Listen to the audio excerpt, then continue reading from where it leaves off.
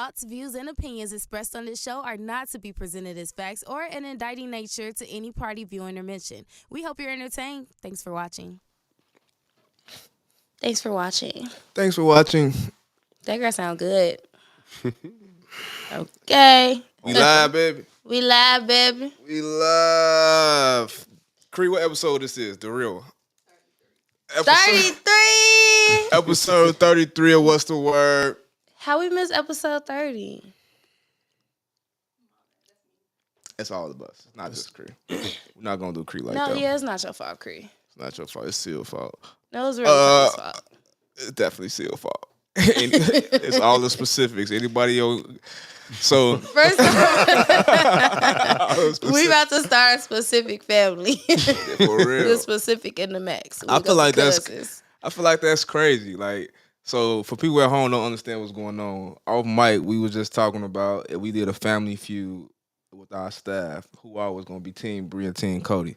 90% of What's the Word will go for Team Bree. That's crazy. Is it? It's a lot to go with that. Like, I brought in a lot of our staff besides this new group. Chelsea. I know Chelsea Team Cody, right? Chelsea will be Team Cody. I will say that. Chelsea by Team Cody. She that's probably the only one I got left. Probably got to break them down. Yeah. I think you got Nike. I think Nike. Nike will definitely be Team Cody. Nike Team Cody. Chelsea Cody and J Marie would probably I don't know. Me and J Marie been getting cool lately. Now J Marie would be Team Bree. I got John. He'd probably be Team Cody. No, you know John is Team Bree for sure. Sorry. Robin, who team you with? Some shit. I love this. Wait, we have to go down to who else?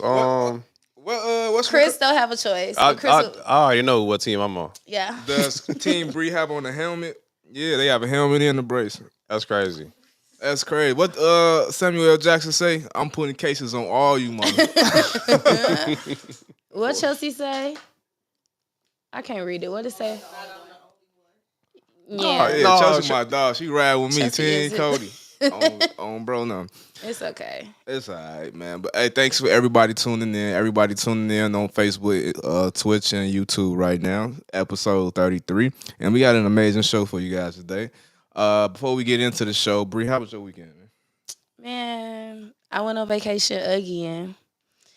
It was great. I was in Miami. Week before last, I fell off an ATV. Last week, I fell off a jet ski. Okay. It was my first time in like the deep blue sea. So once I realized I wasn't drowning, I was like, oh, this is cool. Now I'm looking up swim classes. I'm about to learn how to swim for real. Oh, you don't know how to swim? No, that was my first time ever like being in like a large body of water like that for real. Like in the middle of the ocean. So you telling me? So you telling me you can't drive on land or water? I cannot. That is not for me. That's crazy. That's not crazy. for me. I think I'm going through something. You definitely going through something. Because I've never been so like, yeah, let me try this. Like I just been trying stuff. I see. No, you need to don't be doing extra stuff. See, that's. I just don't need to operate a motor vehicle. Definitely. I need to like stick to like zip line, like things that do stuff for me. Like I just hold on and it just go. You would do that. That seems like that's like your go-to in life. Just have things that do stuff for you when you ain't gotta do no work. You're just a hater because I'm blessed. Okay. So I do a lot of work. What about you, Cody? My weekend was cool. I went down to Tulum, Mexico, kicked through with the noobs for a wedding. You know what I'm saying? Shout out some zaddy. Shout out to Jay. You know, shout out to the Shaws, man. It was an amazing wedding. Just a lot of love. Being around my bros, just seeing a brother that I've been on for 15 years now, just seeing him find the love of his life. So that was just dope. That was really dope. Did that make you want to like fall in love and get married? Yeah, man. I think I want to fall in love and get married, man. You should. Yeah, I'm taking applications. With somebody your age, of age. Somebody of age. Wow. Wow, well, all these allegations going on. Okay, let's clear it up real quick. When I say I'm clearing it up, when I say of age, I truly believe that Cody is not married yet because he likes to date little mamas, and I need Cody to get out of the little mama phase and date a real woman, a big mama. Okay. That's crazy. I can see you with a big mama though. A big mama? Yeah, big mama. Like one of them fine big mamas that be like that know how to dress and stuff. Wait, because we was talking about this early this week. Like, do you know like women that know how to cook? Do I know women that know how to cook? Like good. Like I can cook a meal. Yes. I've recently dated a woman that knew how to cook. Did she cook for you? No. Because you be hungry. She ain't cook for you. You seen it though? The comment said you need a big lady with a 527 piece. Oh God. Y'all is crazy. So enough of my dating life. We gonna wait, go back. Wait, how was the wedding? Now, what else you do in Mexico? I just kicked it at the wedding. I was just, wedding it. Throwing the shoulders, going to the day party then Tulum. No, he definitely shimmy. You had to shimmy. You never shimmy for us. I know you shimmy with us. He did. I feel like two specifics is talking to me at one time. I'm gonna shut up. I'm gonna talk to Chris Specifics. Chris Specific. What's not his name. But no. Well, you definitely hit the shimmy though at the wedding. I definitely shimmy. I threw my shoulders. It's the festivity, so I did what I had to do. Wait, because what fraternity is you a part of? So we're gonna mute up Chris Specific. I'm a part of the best fraternity in the whole wide world, Kappa Alpha Psi, Yo to the Noosh. Y'all see it on the shirt, Gamma Salon chapter, you know what I'm saying, 1950. You dig? That shirt look like you done had it since 1950. Me and Cody lost our phones this weekend. Yeah. I'm ready. I'm so ready to start this show. I'm so ready to start this show. All right, so as we can start this show, I like to start the show outside of them cracking jokes on Cody. That's like, we got to put that in the run of the show. Like, everybody just gang up on me. Nobody ganging up to start the show. We gonna bring in another person that was at the wedding, and after he was moving his shoulders too. Oh, y'all was outside. My brother, for 15 years as well.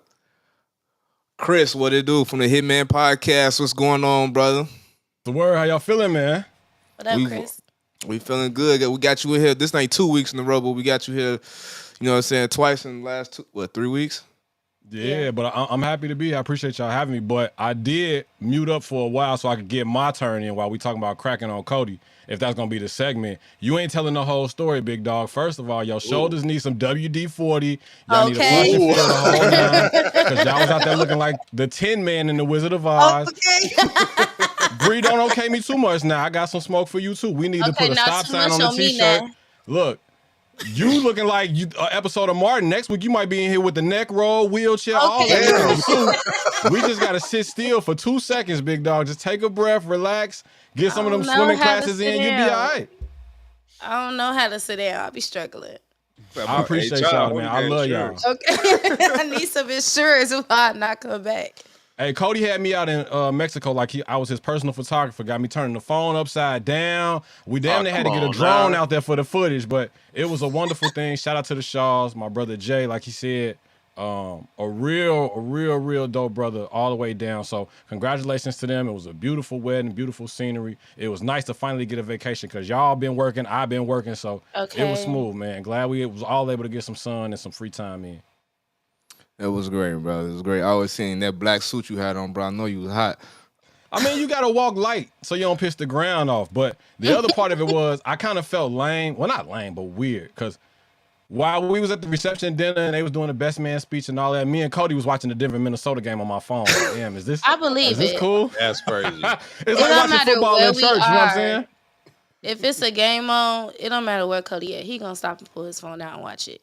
We was in the back, though, at the table, so we kept it low. We was smooh. Yeah, shout out to the Shaws for putting us in table fine. You know how when you go to the wedding and you just know you at the table and nobody like you? they put only 3 of the 10 seats that's filled. Yeah, all them extra plates and shit. Y'all was at all the way in the back. We couldn't even hear the best man speech for real. We all the way in the back. Yeah, we was back there wilding, bro. Yeah, but shout out to Anthony Edwards. We saw the game live. He was going crazy. It was good.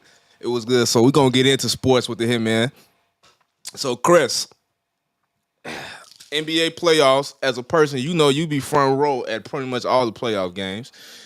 So what's your take on Anthony Edwards going 2-0 against the Denver Nuggets? It looked like Mike dropped off a baby or something back in Minnesota back in the 90s or the 2000s. You hear me? He got Anthony Edwards got the fadeaway. He got the big dunks. He got the court vision, and he got the swag to go with it. We looking at potentially the new face of the NBA. Probably one of the hottest shoes in the game. That just goes with the complete package. His commercials are everywhere, and he got the Minnesota Timberwolves looking different. Like different. Going up 2-0 against the defending champs. The MVP, I guess, is going to get announced Wednesday night. Tonight, I guess. Everybody's thinking it's going to be Joker, and he making them look like he's paintbrushing them, smacking them, you know what I'm saying, across the face, left and right, bro. Got Jamal Murray on the bench sucking his thumb, throwing stuff on the court because he got an attitude. They done fined him $100,000. The Timberwolves look deadly, bro. I know one thing. Anthony Edwards would have looked real good in that red and black, right? Yeah. I'm just saying. Bulls don't do a good job of tanking to get good picks. We don't do a good job at that. So there, let me ask you this. I don't know if we did address this, but it's the changing of the guards, right? Because it's like all your LeBrons are out, your Steph Currys are out, your Kevin Durant's are out.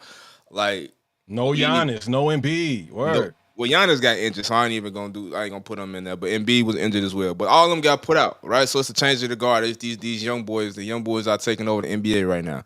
Right. If you had to give me your top 5 players in the NBA out of the new generation, who would it be? I think at the top of the list, we already talked about it. Anthony Edwards, Shai Gilgeous-Alexander's probably gonna be, if not winning the MVP, runner-up. They smoked Dallas last night in the game 1, and he showed why he's got, you know what I'm saying, all this attention. Jalen Brunson, bro, Brunson Burger, you hear me? Got the Knicks on fire. I want to put Ja in there, but it's starting to look like, I guess this is second year. He spent just as much time off the court as he has on the court, so he kind of on the fence as far as I'm concerned. Halliburton got Indiana on fire. And then my number five, that's a tough one, bro. Dang, you ain't said Luka. I was just in Orlando. I seen Paolo Dinero, you know what I'm saying? Paolo Banchero. Paolo was definitely going crazy. I give it to Paolo. I think just off the top of the head, those will probably be my top 5 right now. Just in terms of complete package, got the killer instinct, gonna sell tickets, gonna be on national television. But I heard you getting ready to say something. Who you think I'm missing out? I ain't hear you say Wemby or Luka. I mean, those are given. Like, obviously, shout out to Wemby for winning Rookie of the Year the other night. Luka led the league in scoring and shit. But I was having this conversation with one of my brothers last night. It's probably an unpopular opinion, bro. I hate the way Luka plays, G. It's like you taking 20 seconds out of the 24, and the showcase is you. He had the most usage in the league out of any player by far. It's the game plan is Luka has the ball for 20 seconds, and then the last 4 seconds he's either shooting it, trying to get a foul, or he's passing it to somebody in the corner. That's very similar to what people used to complain about with LeBron. Like, he's looking for a bailout 3 or somebody else to kind of help out, but he's not giving him enough time to help. Mind you, he's a spectacular player. I just hate watching him, bro. I honestly, I can't stand it. Okay. All right. So what we gotta do between you and I, right? So the viewers making sure they can be tuned in. We can't get too detailed on how the game goes. Like we gotta how can I say this? Keep it casual. I feel you. Yeah, because I was gonna say something like we gonna lose some sponsors, so I ain't gonna say it how I wanted to say it. Don't get us in trouble. No. You wanna dumb it down? No, I was gonna say a little bit words to dumb it down. No, don't even say it. Keep moving on. But I guess a topic that I think all of us can probably chime in on is that we was talking about too as well, the Pat Beverly situation. And you actually brought this. You actually brought this up in when we was in Mexico. So it looks like Pat Bev. Okay, we're gonna get the footage. Cree got the footage. Let's roll the footage.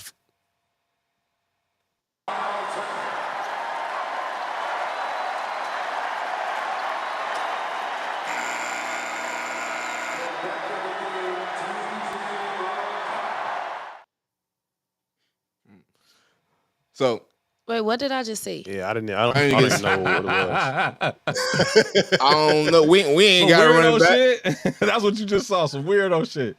So for what those happened? I saw it. No, man. Nope. He threw it. He threw the towel at the fan. He threw the ball. You didn't see it?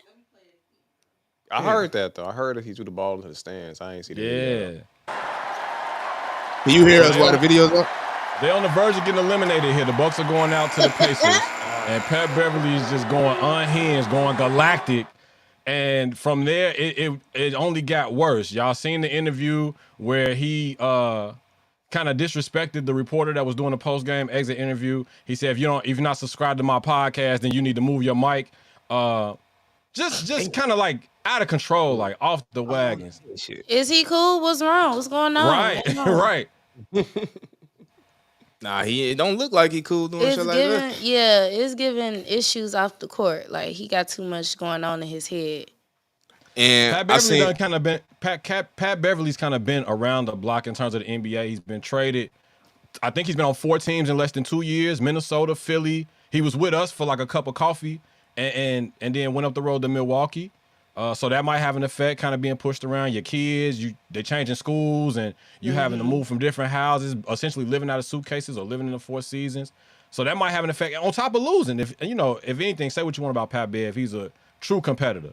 Like there's a bunch of players in the league that hate playing against him and love having him as a teammate. It's already been documented about him and Westbrook. You know what I'm saying? Him and Dame, they had smoke before they joined up in Miami. So not Miami, Milwaukee.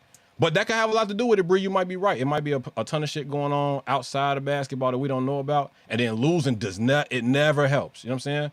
Yeah. But still no real reason for you to behave like that, bro. You're a millionaire. What are you doing? What's going on, fam? And I guess that's the point. That's the part I want to chime in on right there, right? So, is that we never know what a player is going through. And these post-game interviews, or as fans, as we try to interact with them during the game, like they human too. They're people too. And then the millionaire side, like if I'm an A1 competitor and I put in countless hours out of the week to practice, like you don't understand, this is what they do with their bodies. Like they don't just show up in the game. It's a lot of pre-work and practice before they even touch the court. That they put in the hours they put in. Like, don't come bothering me. Don't come heckling me just because you paid money for a ticket. Leave me alone. Then I just lost. Like, I don't care who you are. If you an athlete in any sport, that moment when you know you about to lose or when you lose is probably one of the most frustrating feelings in the world. Like it's you just seen Herb come out and say like, "Yo, don't walk up on me taking pictures on me when I'm with my peoples." Like, not for nothing, but I'm not at work, bro. This is not I'm not a 24/7 open book. So just piggybacking off of your point, you're right, bro. You wouldn't want somebody doing that to you. Imagine being in the airport and oh, what's the word, Cody? Oh, gee, let me get a picture. Oh, can you sign this? Oh, you know what I'm saying? I'm gonna say that the easiest comparison to that is when I'm out and somebody want to come up to me and try to play their music on their iPhone or something. Don't nobody do that to you no more. Bong. Exactly. Like, yo, straight bullet. She ain't got 2 hands today and she's still killing you, bro. What's up, G? No, I'm chilling. Don't get Cody started because I just know how to go. I don't know how to finish. Cody not gonna stop and it's gonna piss me off. Yeah, I'll be really heating Bree for like 2 weeks. I'm done. I'm waiting on the Titanic jokes to come week in, week out, bro, because you can't swim. Nah, but we gotta keep it cute. I feel that like don't come bothering me when I'm chilling, when I'm on a date. I'm out with my I don't like that. So, but in the sports arena, I feel like fans feel like because they pay your salary and they paying the tickets to come watch you and it's like all that type of stuff. They feel like they have that type of access to you to do certain things as fans, and same thing as reporters. Like I don't know what the grief he had with the young lady. As far as saying subscribe to my podcast, don't talk to me. Was it anything else that was more disrespectful? Did he say anything else? Because I feel like that's telling somebody you ain't subscribe to my podcast, don't talk to me. He probably just wants to promote his podcast. Ain't disrespectful to me. That's what. So Chris, I'm gonna just throw the flight to you or anybody else. Do y'all know anything else that he said that was more disrespectful? I mean, that was the gist of it. But the thing about it is, just like you said, the fans kind of feel entitled because they pay tickets that ultimately pay the player's salary. These licensing deals that these ESPNs and Turner Sports pay into, the negotiated access to these players is part of that. Like, bro, you signed, if you're going to take this money from us, we need some access from you. So that's what a lot of it was back in the day when people had issues with Greg Popovich, the coach of the Spurs, when they would go for an interview and he'd give you a one-word answer, or he dry with it. It's like, bro, we paying for access to talk to you. You know this, we know this. So for him to say like, yeah, bag back if you ain't subscribed to my podcast. First of all, promoting anything outside of the NBA, if it's not a partnership, is frowned upon. LaMelo Ball had to cover up his tattoo because he was trying to advertise his clothing line and his brand, right? When D'Angelo Russell was trying to advertise his sport drink that he has a partnership with in post-game interviews, they came right up there and smacked that shit out the way and put a Gatorade right next to him. So it's very much a machine when it comes to the NBA. They have to be very conservative and they have to be very careful with how they kind of move and dip and dabble with partnering with folks. Imagine Pat Beverly, after throwing a ball at a fan, all the antics that he has, say, the NBA is tied into my podcast.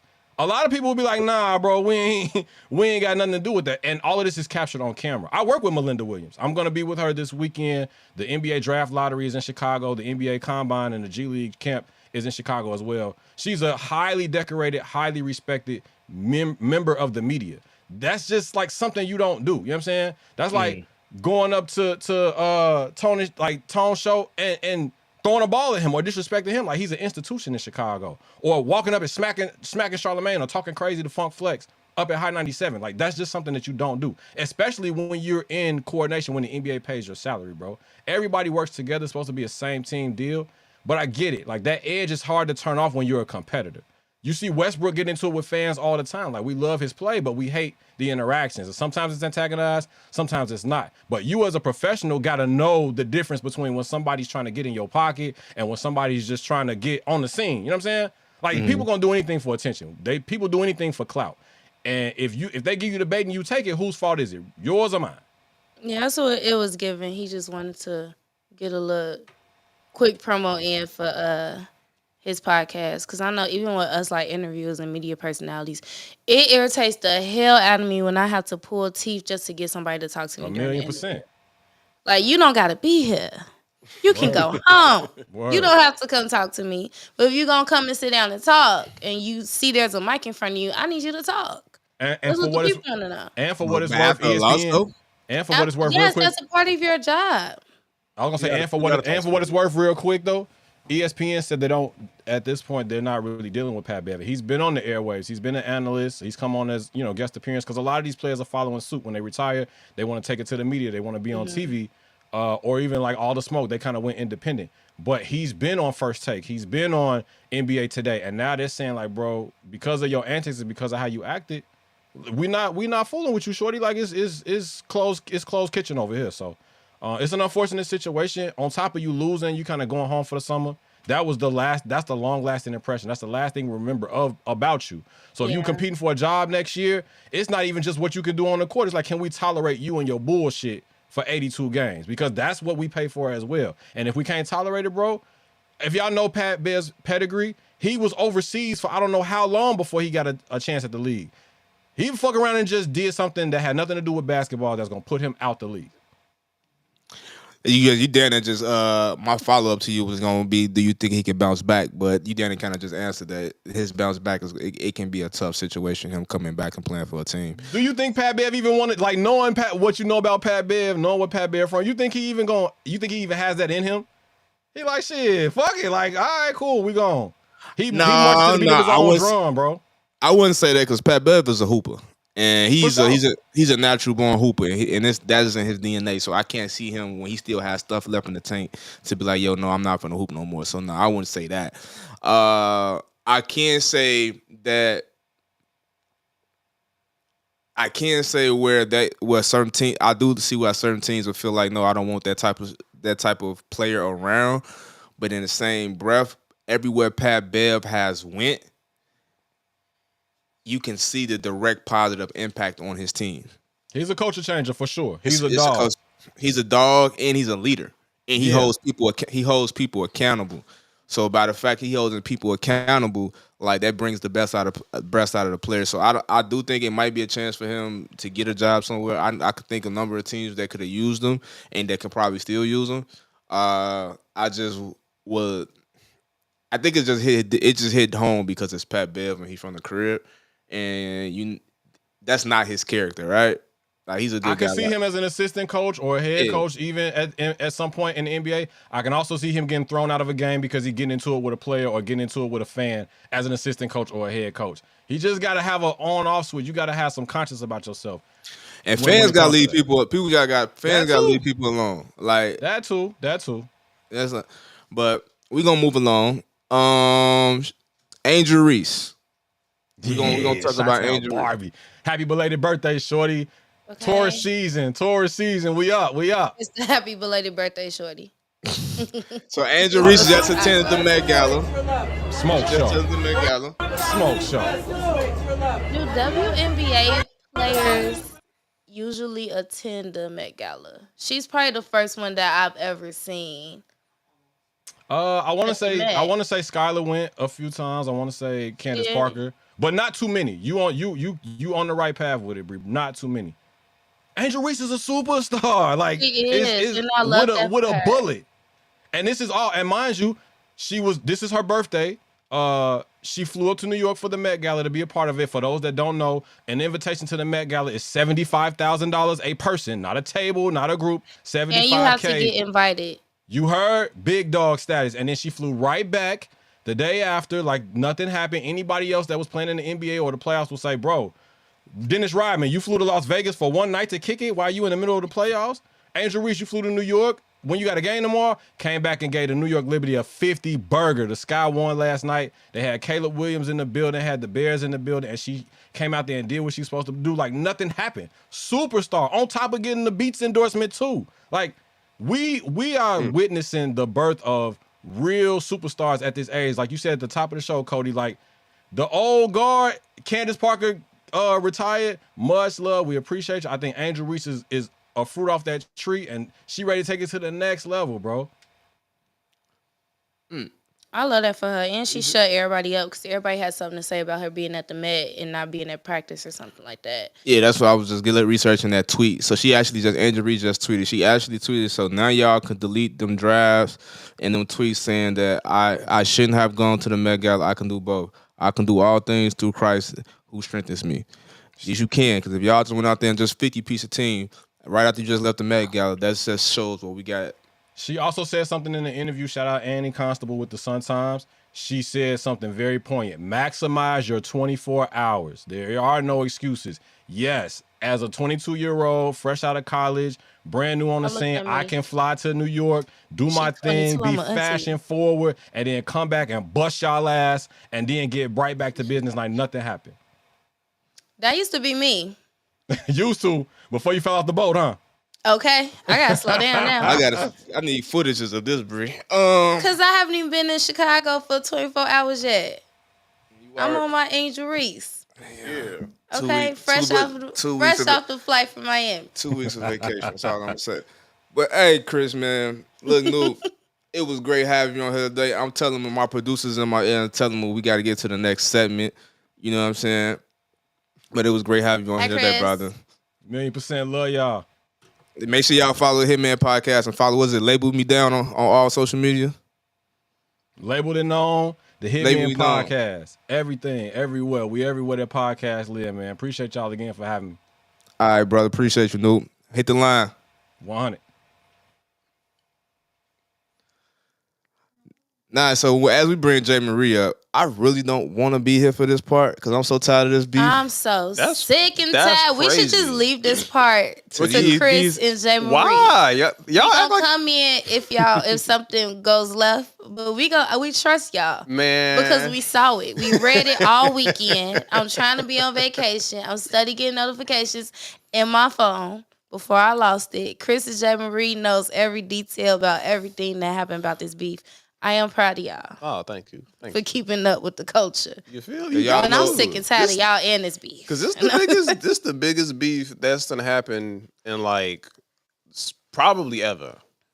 This beef is trash. I'm gonna let you know that right now. Trash? This beef is trash. Trash how? It's trash. All right, for one, they leaking fake information. For two, you don't know if that's true or not. Okay. We don't know if it's true or not. You're right. Right. So it's just too much of that's going on. Drake is doing memes on social media.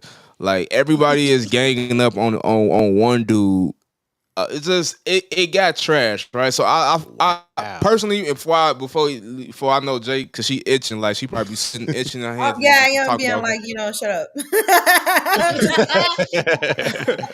It's like personally for me, I love the introduction to the beef with the Like That record. I love how Kendrick and Future and them did that, right?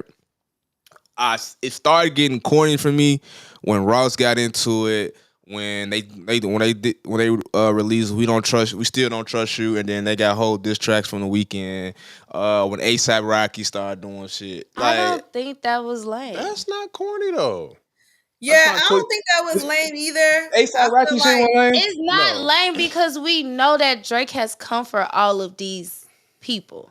Exactly. But if he's been throwing shots at y'all for years, right?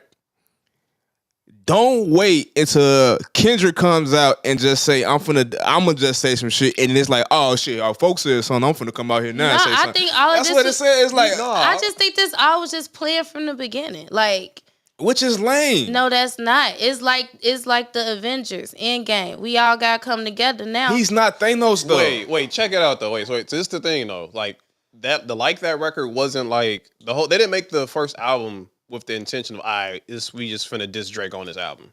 I think the second album came as kind of that concept. Like everybody on there just dissing Drake. Like what you had, like you only really had The Weeknd and A$AP Rocky on there. They hopped on the bandwagon after they saw how Kendrick, like how that did. So I feel like social media played a huge part in that, and they hopped on that once they realized the reaction from the Kendrick song. Because I think that these been in the vault. Like I really do believe that all of these features were already in the vault. Like they already had them before Kendrick even dropped it. No, except that A$AP Rocky one. Nah, that was new. Yeah, I don't know. I don't know if it was. I heard his voice. He's like Metro should have put me on the first one. So like that's what I'm saying. Because like at that point they could have just all been on one. Like why wait at that point? They waited. And I feel like too.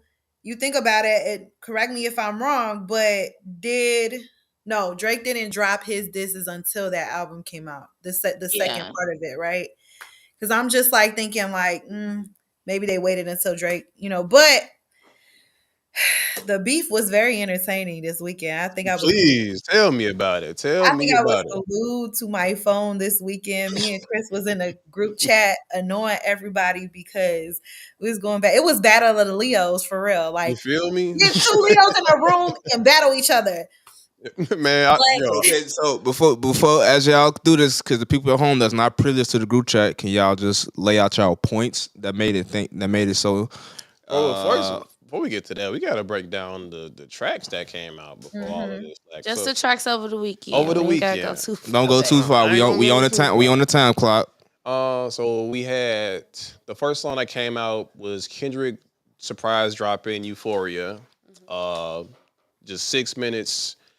Kind of like a warning shot towards Drake. I'm chilling, like I'm cool. We said I can go deeper, but don't push me. But Drake had already I'm going off topic, but Drake had already made Taylor Made.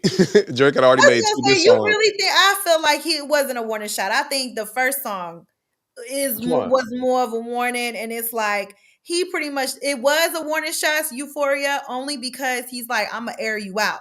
But I honestly think that beef would it would have continued regardless of after Euphoria. When he dropped Euphoria, that was going to continue, and he knew that. I think he knew that. I think he knew that because Kendrick done played this whole thing so good. Like he done made it so strategic to bait Drake and to get him to come back out and drop another song. So I feel like from that angle, Kendrick knew what he was doing for sure. I think so. After Euphoria came out, we had 616 in LA that dropped the next morning, I think it was. And then Drake had took a week to respond to the Euphoria one. Mm-hmm. So then he had dropped that. But that night, Kendrick went and stepped on that on Drake record, that Family Matters with Meet the Grams. I'm trying to figure out, and I read it this morning because I thought it was really interesting. They were pointing out how Drake had already kind of like I feel like this. To be honest with you, I feel like this battle was very biased. It was very biased because they did a lot of the same things. They did a lot of the same things. They accused each other of stuff. Mm-hmm. They brought out false information, or to our knowledge, is false information. They played on Twitter because both artists used points on Twitter, things that they took from the fans, and they put it in their music. Somewhat. And then wait a minute, because let's go to I think it wasn't Meet the Grams.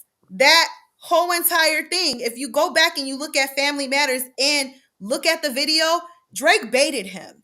Like there were certain things in that video that showed what he was gonna say next. The little girl, the shirt. Why you think Kendrick took it off of Apple Music? The cover is no longer available. I couldn't wait to get to this conversation because that's false. That's false, right? You can't have people's personal items on Spotify or Apple Music. That's like a rule. That's real. Okay, so what about the little girl in the video? Little girl in the video is fake. That's a fake rumor on Twitter. That's somebody's artwork. There's no little girl in the video. No. Drake is not walking around talking. Look, that little girl, setup is him going back and forth, telling people things. Like you could see it in the video. He walked it through, like what was gonna happen. That's fake though. That's one of them Twitter narratives. So if all this is a baiting thing, yeah, that doesn't confirm what we just talked about. How this is lame. This is all I'm saying. Cody's saying about you right now. This is lame, and this is I think one of the key points that I think I would love to touch on and us to discuss is the topic of was it not Family Matters? It's Meet the Grams. Meet the Grams. When Kendrick when he addressed it. Basically, he addressed Drake's whole family. I enjoyed the concepts from Kendrick. I think that's what I'm a Drake fan till my grandchildren, pass away, God forbid. But yeah, like I just think that if I had to pick a winner right now, I would say it was Kendrick. I just think his concepts were like more so out the box. I think Meet the Grams was probably one of my favorite records. Unfortunately, and that's crazy. I didn't. It was raw. I like it. I like it too, but a lot of people didn't like it. I think it was raw. That, and I think he met Drake where Drake be at when it comes to these beats. Drake always try to get his big one by doing like a radio record. He dropped Not Like Us. He got the whole West Coast bumping it. It's getting played on radio. It's getting played in clubs. I think Kendrick really did his big one on this one. Kendrick and he did 4 tracks, right? He did Not Like Us. He did Meet the Grams. He did Euphoria, and then he did like 616 in LA. I ain't like 616 in LA. It's 5. I think it's 5. I think 616 in LA he could have kept. Not Like Us is not for me, but it's a West Coast record. I like the sounds in 616 LA. I think he was trying. I think it was one of those I'm gonna meet you where you at, because I feel like that's how Drake would have started off a record. I wish it would have came out like on like Apple Music and stuff like that though. Yeah. But I feel like because Kendrick did the same thing Drake did, I feel like Drake tried to Meek Mill Kendrick, and that's not gonna work by putting out the first song, he didn't even put it out. He put Push-Ups out. Push-Ups got leaked by everybody else. But then, they sent it to radio. You feel me? Like, Drake didn't even want to own up to it at first. That's why I feel like Drake kind of lost it for me. Like, not owning up to your diss record that came out, it got leaked, and everybody already saying that you got all these moles and these, like, leakers in your camp that's doing all this stuff that people you can't trust. When Kendrick put a song out, people made fake Kendrick songs just to say, oh, this is Kendrick's song, this fake like AI song, and the dude on TikTok was like, oh, this is my song. Like, Kendrick doesn't have that issue that Drake has. So that's why Kendrick and The Weeknd and Rick Ross, all these people come to him saying like, yo, you got these moles in your camps, like something like you can't trust nobody in your camp. So I feel like Drake been saying that though. That ain't nothing new. That ain't nothing new, but it's nice to. So let's go back to the whole Meet the Grams thing. Yeah, because I want us to say it. I don't want us to have too much fan dialogue, because what made y'all conversation so interesting in the group chat, it was not, the perspective wasn't like, yo, it's fans and Twitter fans. It was more so like actual like real life experiences. Yeah. So let's get into that. Like, how do you feel about somebody addressing somebody's kid in a beef? Jay? Well, I had a huge issue with that, and that was very clear during the weekend. Like that right there, to me, you just don't go there. And I think here's the thing: when he dropped Euphoria, he did talk about Drake's son, and for me, I just feel like off limits. Kids are off limits. You talk about the girl, yeah, he came for his fiance or whatever. At the end of the day, that's a two completely different than your blood and a fiance that you may or may not be with and you haven't married and you've been engaged to since 2005. Like those are two different people, two different levels of 2015. two whatever. However long he been engaged to this girl, he ain't married her yet. The point that I'm making is that when it comes to your blood, you don't like when it comes to blood, you just don't do that. When it comes to your seeds, you just don't do that stuff. Here's my thing: him as a I wouldn't have been shocked if it was coming from somebody who wasn't a parent. But because you are a parent, how can you fix your lips to talk about that man's child? I don't care if you're addressing him. Even in Euphoria, he mentioned him. There should have been no mention of kids. And But to me, I feel like not. with Drake Kendrick said being Kendrick not taking care of his kids. The best friend is. with Kendrick being Cap. as lyrical as he is, he could have went so many other different directions besides mentioning that man's child. I don't So think when he you mentioned. do that, it takes the whole like for me. Now, if people But Jay, did he mention the kid or did he just address the kid? he mentioned the kid, barely and then the mentioned him. next one he addressed in Meet the Grams, he addressed him. But I would have let the first one slide because it's like, wait, okay, you mentioning him, whatever. Don't address my child. wait, no, Don't Jay. bring my All right, child Jay. All up. right, so this is what I got to cut in, right? Because he slightly mentioned him. He just said you don't take care of your son. He was talking about Drake as a father. That's He what I wasn't said. really I said talking the first about. one, he Yeah, because that I would have let that I let it you slide. I feel didn't me? even have a problem with that. It was that other one that I had a huge issue with. But check this out though, right? Do you think because Kendrick dropped that after Drake dropped Family Matters, but in Family Matters, Drake has said, I don't know, I think one of your kids might be your manager's kids. Is that not disrespectful? Kendrick already, like we all know that Kendrick already had that song recorded. So he was going But to release that I'm regardless. It was six saying minutes though, after and he released it. Something like that. But oh I yeah, So think about he's 30 minutes. asking, is it like less, what's the word, volatile? Is it less disrespectful if he already Because had it? Kendrick was probably gonna keep that unless Drake, he probably already knew Drake was gonna address his family. That's why Kendrick addressed his I family just feel like at directly. the I end of the think day, you I claim that think you if you claim that you are of a certain image, you're a family man and you're this and you're that, there should have been no reason why you vibrated that low. And that's my thing. And so at the end of the day, whether people believe that when it's war, it's no holds bar. We look at the Jay-Z and Nas situation. Jay kind of like alluded to leaving, I guess, a condom in the baby's car seat. yeah. That That was was a a little lot. different. But at the end of the day, they both went to hell and they both like because I don't feel like Drake was right for mentioning his child either. Like, and that's just from my perspective. You just don't mention kids. Okay, so with that being said, then so I can feel you. If you don't mention my kids, you don't mention my family, I won't mention your family. Nah, And Ken, nope. The kid. what you mean? No, Anybody no. else at that point, it's all love and fair and war. Like it's all fair in love and war.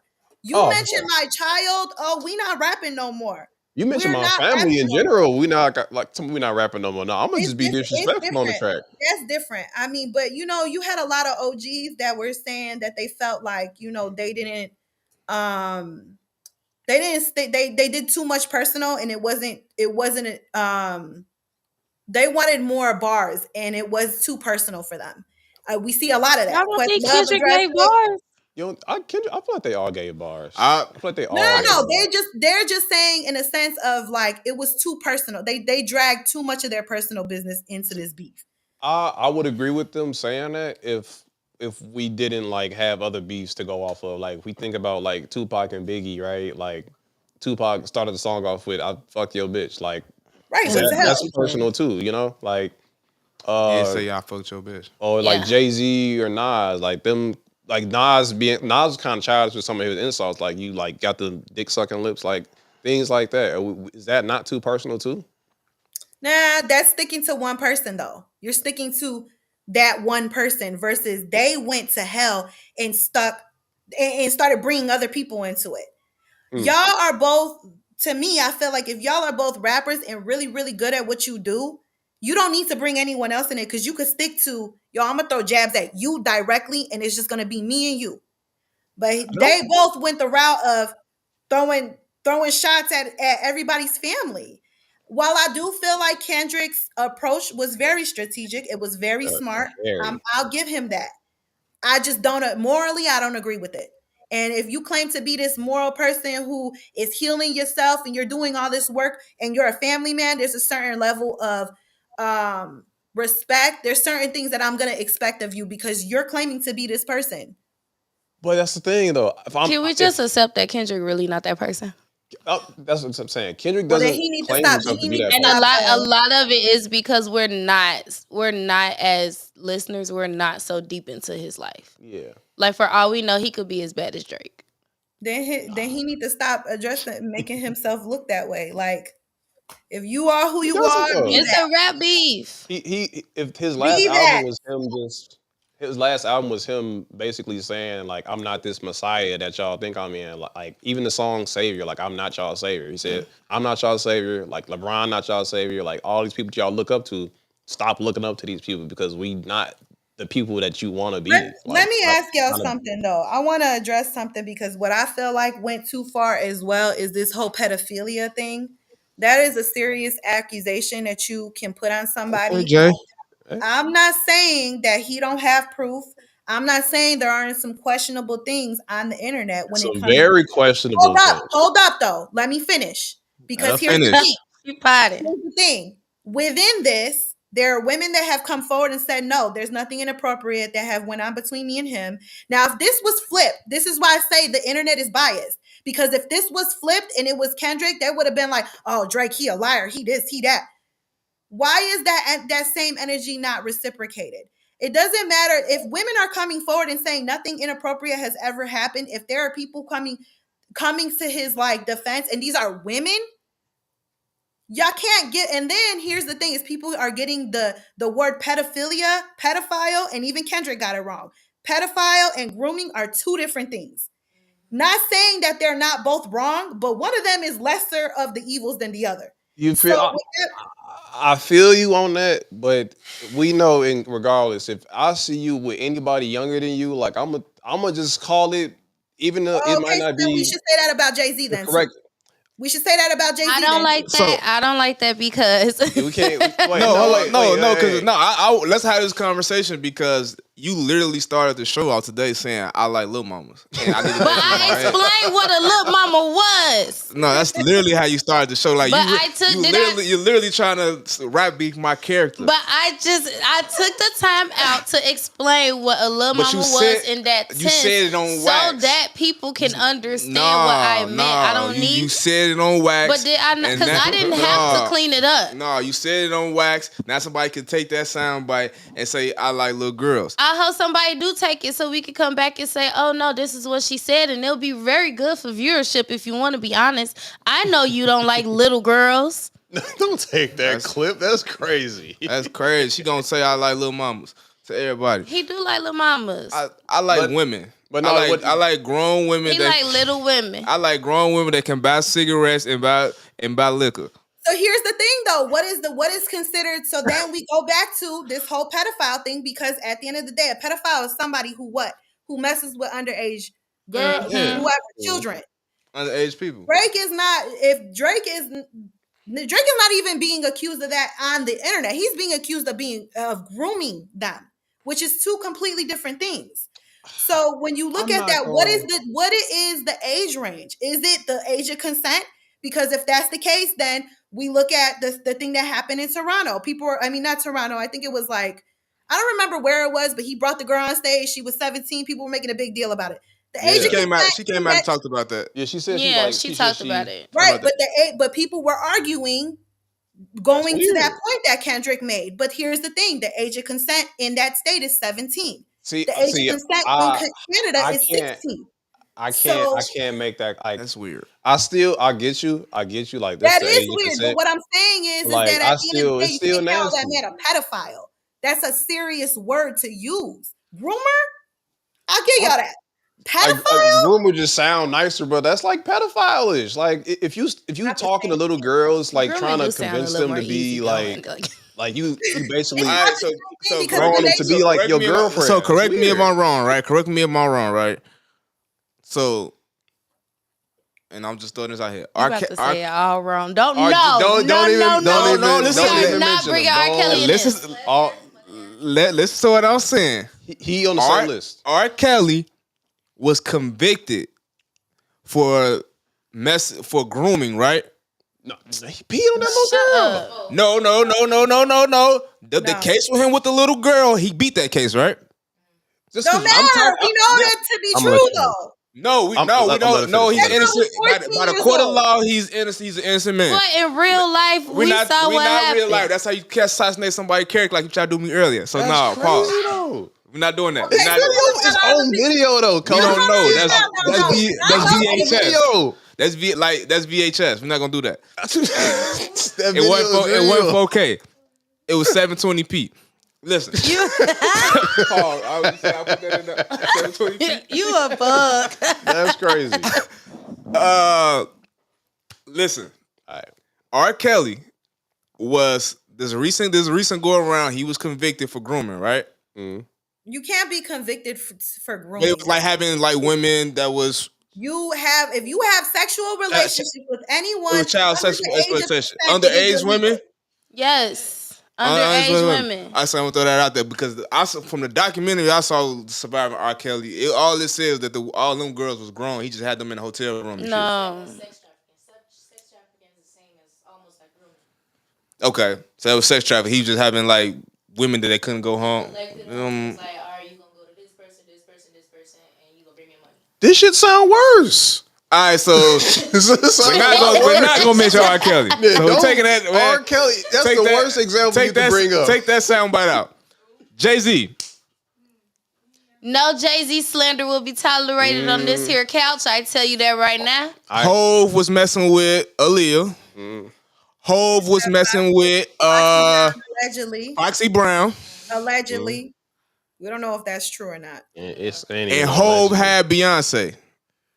All younger girls, all younger women. Were they underage? This is the only point that I'm trying to make in this. Aaliyah was definitely underage. Aaliyah was underage. And then she underage, young. They wasn't. The age gap was too fucking far for what y'all be trying to say. Like, just being real, because that's literally be y'all whole argument with everybody else. Is that the age gap? Why you messing with her? She younger than you. Oh, her mind ain't developed. So, okay, but I've been 19, 20. What you're saying, the age gap doesn't legally, if we're speaking from a legal perspective, and that's the problem I had with this. Don't call that man a pedophile. I had an old daddy before, so y'all can't tell me. Y'all gotta quit moving the goalposts when it comes to this situation. My goalposts stay where it's at. Is it? Because you can't legally in different states. Then we talk about different shit. Like you can't. It's not going to be the same. Let's move.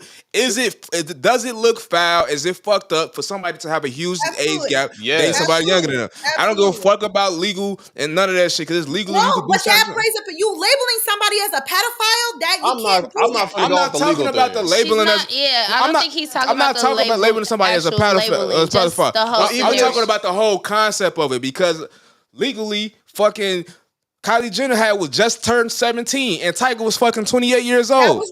That was wrong. And she wasn't the only one in the industry that he was fucking with. Yeah, Travis Scott was fucking with her. Travis, he ain't that old though. He like younger. Yeah, he not. I don't. They're around the same. Like Travis Scott was nowhere. He was nowhere near 17 when she was 17, bro. No, they wasn't messing around. Can somebody Google me how old Travis Scott is and how old Kylie Jenner? Kylie Jenner was with Tiger for years before she got with Travis Scott. How old is Travis Scott and how old is Kylie Jenner? Travis has to be like 32, 33. No, Travis, I think Travis is 30 on the mark. How old is Kylie Jenner? Gotta be like 25. 25, 26? 27. Really? I feel like she should be like 30. Like 7 now. Why do I feel like she should be my age? She's 26. So 7-year age guy, right? Yeah. So they probably started fucking with each other like 4 years ago ish. Maybe 5. She was like, she was like 2021 when she got pregnant. Right. Okay, so he was like 29. All right, so all I'm trying to say is that the shit, when is we just going looking at the no matter who it is, whether if it's legal in what state or not, if it's wrong for somebody to be messing with somebody with that much younger than them for one person, it's go across the whole board for everybody. Absolutely. Yeah.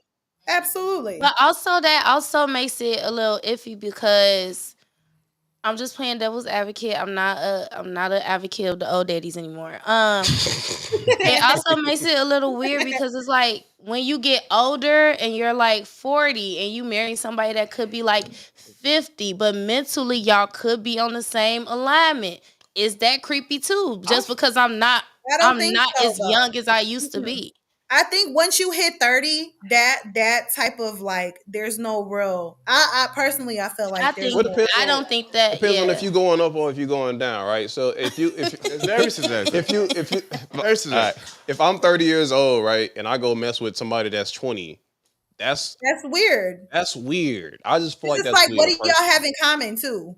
Yeah, but if I'm 30 and I walk up in here one day and say, "Hey, y'all, this is my boyfriend," and he 45 years old, y'all gonna be like, "Oh, congratulations, Bree"? No, I'm gonna be like, I'm not gonna hold you. I probably would tell you congratulations because you got older men. They know how to. Here's the thing too: women are more mature than we. It is proven that we mature faster than men. Y'all not finna do this shit because we're not making sense. No, y'all not making sense, bro. Like if it's wrong, it's wrong. I don't want to hear that shit. Like if it's wrong, it's wrong. I think it depends on the age. If I'm 50 years old and my girlfriend is 25, that shit's wrong. I'm gonna look at you real crazy. Okay, but I'm saying if you 50 and your girl is 30, that's the problem. A little bit. Cause it's like, damn, like, cause why you? No, it's not. I think if you 50 and she 40, that's cool. If you 50, she like 35, all right, cool. But like, but see, then we go back to what the age when you find somebody though. Like, it depends on the age. It really does. It really does. I really think at the end of the day, it depends on the mental capacity of the two individuals that are in this relationship. If you know that this young girl is not mentally old enough to be with you and handle things that a regular old woman of your age can handle, I don't think you need to be with her. But I do know some women that are 25, 26, and they're a lot more mature for their age because they probably have to grow up faster. Or they just been exposed to a little bit more. I'm not gonna say I'm against it, but I've seen some successful relationships where there was a really big age gap. All right, man. Because it seemed like it seems like it's just like anything and within culture. You move the goalposts, and the shit only applies to people if you like or don't like them. If you fuck with somebody and you like what they got going on, it's cool. It's approved. If you don't fuck with that person or the individual, no, you don't. It's not. But it's that's not cool. The biggest problem too. Because why do we have to have a say so on somebody else's relationship? You don't. I don't think it's not even somebody else's relationship. I think it's just like if this is our community, right? We gotta be like you have to be able to police your community, right? This is our community. We gotta be able to police our community. So if we was to be like take that approach, what they got going on ain't got shit going on, got shit to do with me. So it's like if that's the approach, and I'm trying to get there. So if people just walk around just fucking with people that's littler than them, that's younger than them. I mean, I'm not saying never. I'm just saying like because if you see something, say something. Mm-hmm. But that's what we're doing. We seeing it and we're speaking on it. We're seeing somebody that could possibly be lying on a whole nother man. Because we took it away from the rap shit. This is not real life shit. You know what I'm saying? Like, and that's partially like what we really supposed to do. Like, we can't really be as fans. Okay, it's cool. We going back and forth with the music, but the real conversation, the content starts when you start putting it in real life and real life terms. Like, we don't know these people. You know what I'm saying? Like, this is true. This is just. But we also have to look at the aspect of you could just be ruining somebody's life just coming out. That's what I'm saying. You can't just Do y'all think that Drake could potentially lose like sponsorships because of like this shit? No. I feel like if Drake doesn't, that's gonna make me look weird. Like look at the whole situation is weird. Because if it was anybody else, Sprite, Adidas, whoever would have been. So here's my thing with that. it is one rapper who called him out in a beef, not, he saw something, so he said something. That wasn't what happened. Now, if women came forward, because here's the thing, is like you also have these women who have said nothing has happened. Right. If women came forward and said, yo, this happened after that record came out, and people were like, yo, this happened to me, he absolutely is going to lose endorsements. He's going to lose endorsements. Yeah. A rap beef, then them people not going to take that serious. And nobody besides Twitter, Twitter isn't, but now they on Metro Boomin now, calling him Metro Boomin. Yeah. So, Metro, he has some crazy tweets. Like in his younger days, it was real crazy. They going back into tweets. They went back in. You told Metro to shut up and do them drums, boy. You should have shut up. They called him Metro grooming, man. Hey, I don't know about nothing about no Metro grooming, but I do know that him even calling Drake a pedophile has opened the eyes that people realize like Drake is almost 40 years old running around the streets like he's 17. Yeah, and even with the women he date, he date younger women. He around younger people. Like some of this shit you just gotta call into just start calling space. Like you can't be that old moving. And I don't know, like it's a lot of old people moving. Not like you in the whole organization, y'all hang around with the young. Good question. Nadia, I think you want to keep your job, sis. No. Y'all hang your own time with young bucks, so. And that's what I meant by Lil Mama. That's not famous. That's different. Y'all is not famous. That's different, right? Because we in a fraternity, so that's one thing about hanging out with our younger fraternity brothers. It's also a form of mentorship. You know what I'm saying? So it's like we coming around, we showing them the way. They being around us like we in a fraternity. That's always gonna be a brotherhood, life, home bond. Me, at this age I am now, I ain't gonna tell my age on the broadcast. At this age I am now, I can't see myself just being outside with the young boys all the time. My little cousin, them, they 21, 22. Like I can't even be the big brother or a big homie or a big uncle if I'm trying to be in the club with y'all popping bottles. You know what I mean? It's your birthday or something? Cool. I'm finna come and give y'all a drink, show some love. We kicking it. But if I'm hitting your phone, like, yo, what you on? You know what I'm saying? We on this. What's the move? Like, come on, dog. Yeah, you too old to be moving like that. That's weird. You shouldn't even want to be interested in the same stuff. That kind of something like that. We got interest as far as like saying, like you my fraternity brother, you young, like so you throwing this party or you throwing this fellowship, we in the same bond. Yeah, I'm gonna come through and show you some love because that's mentorship, that's being big brother. If you my little cousin, my little sister, it's your birthday party, you having something. Yeah, I'm gonna come through and show some love, kick it with your friends. We gonna have a good time. We gonna make everything gonna be cool. But I'm not finna be hitting your line every day in the summer. Like what I'm popping out my little cousin. My little cousin 23 years old, and I'm just doing 23-year-old shit. Like that doesn't make sense. That's what Drake do. Drake is fucking down there 40 doing 22-year-old shit. Yeah, I'm not gonna hold you. Like I was in a kind of a situation this past summer where I was around. They had to have been in their early 20s. And when I tell you I couldn't wait to get up out of there, I could not wait to get out. I was like, what? Where am I? Why am I here? And this is weird. Like, and not even weird because like it's just uncomfortable because it's like at the end of the day, my maturity level is so much more greater than these little 21, 22-year-olds. So it's like you can't be feeling you can't even possibly enjoy yourself being around somebody that young. I would much rather be in my bed rubbing my feet together. Talking about I didn't. Let's go. You could. Because it's still like depending on who you're around is fun, right? So I got little cousins, when you get around them, like it still be a little fun. But when they start doing the extra shit, they be like, all right, that ain't fun. But we still crack some of the same jokes, so we gonna laugh at the jokes. We like some of the same music. That's your family. I'm talking about situations where you outside and you with people you don't even really like being in that. Like think about it from an aspect of them being in the industry. They're around people that they don't know well all the time. Facts. Being around people that are that young and you don't know them, they're not family, they're not close friends, they're not daughters or sons of your friends, like and y'all just all together as like a family thing. That's completely different. To me, I was in a situation like that, and like I said, I couldn't wait to get up out of there. Somebody Google how old is Sexy Red. She's 24. She just turned 26. She's 26. Yeah. How old is Drake? Drake 31? No, Drake is 37. Is like 30. He's like 37. Drake is 37. So Sexy Red is 26. Dirk is 37. Drake is 37. Drake is 37. Like, yo, what are we doing? Like I'm in the streets with 26. What are we doing? What are we doing? I feel like okay, so Sexy Red name is big, but her being around a big name like Drake will probably grab some fans, so it can work like two ways. Talking to Mike. It can work like two ways. Like some of his fans can possibly go to be Sexy Red's entourage. Look how high it is. That's right. Well, Mike, stand up.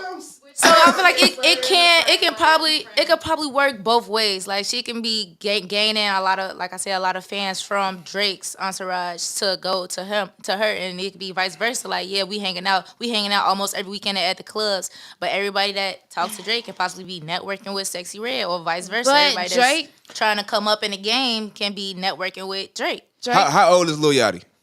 Why are we doing age for everybody today? No, because this networking in the club. You're right. Lil Yachty's He's like 30. No, he's like 28, I think, or something. No, Lil Yachty's 26. Yo, I know he was like 2 years younger than me. How old is Yeet? Like older than me. How old is who? Yeet. Who? Yeet? He gotta be like 25. Yeet is like 22. 24. Oh shit. All right, so and Summer Walker's like 30, right? Mm-hmm. She had 30. I get something cool. Like, bro, well, I have nothing against Drake. Like the music is fire. I listen to Drake almost every day, and one of his songs pop up in my playlist. I have nothing against it, right? But what goes for one person needs to gotta go for everybody, bro. You can't be this adult leader and you still run it, because all Kendrick is really saying in this beef, bro, and just really trying to attack him, is saying like, bro, you too damn old to be moving like a little ass. He could have just said that though. Why he got to throw in the whole pedophile thing? Because it's rap. Because at the beginning, he said that at the first, beginning. What you and Chris was talking about, it is rap beef. It's entertaining. It is hip hop. So I'm going to make it. I'm going to make it entertaining. That's a different. That's. I'll make it entertaining. When he said like you can't teach your son how to be a man, you don't know nothing about that. You don't know morals. That's what he's talking about. Like you don't know you can't teach your son how to move like a man because you not one. What he say? I want to see the. I'm tired of looking at the boy because I ain't seen the man yet. Yeah. Mm-hmm. Like this is what he's attacking. The culture say you don't mess with real women because you fucking with little girls. Like you know what I'm saying? You taking out Lalo's sister. Like you doing goofy shit. We don't want you to say like it's encrypted. Like we don't want you saying nigga because you don't act like a black man when it come on black topics and things for black people. You don't stand up for it. So why is you running around here saying the N-word like you like that? So it's not attacking him with being biracial and shit. It's crypto. You got to think about how lethal Kendrick Lamar pen is. So let me ask you this. Let me ask you this though: if a black person was not biracial and they were just full black, and they don't speak on black issues, can they not say that word too? I don't think it's about that though. I don't think it's about that's because Drake is from. But I'm saying that was the big thing that everybody was talking about. No, Jay, this is what you gotta listen to understand and not listen to respond, right?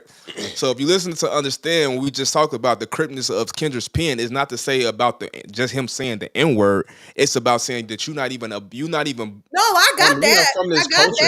You're not from this. And I'm rebuttaling that with then if what you're saying is the case, then does that work on the other end too? What you mean? What you mean by the other end? Because he's saying that the reason why he brought up the whole reason why Drake could not say that word is because he doesn't carry himself like a black man, right? Right. That's what you just said, right? Right. And you said the issue is not him being biracial. The issue is him not carrying himself that way. So if another person who is not biracial but is full black doesn't carry themselves that way, does that apply to them too? I think you put too much emphasis on him using the word and not understanding what he basically was trying to say is that you just not one of us, bro. From everything it is, you're pimping the culture. Like you go here, you sound like this. Like you want to take this from this culture. You go to Atlanta. Because that was an issue. That was something that they were talking about on social media. No, I get what you're saying. That's why they talking about that whole thing about that, and that's because not, they not under because that's what. That's what culture that's what they do.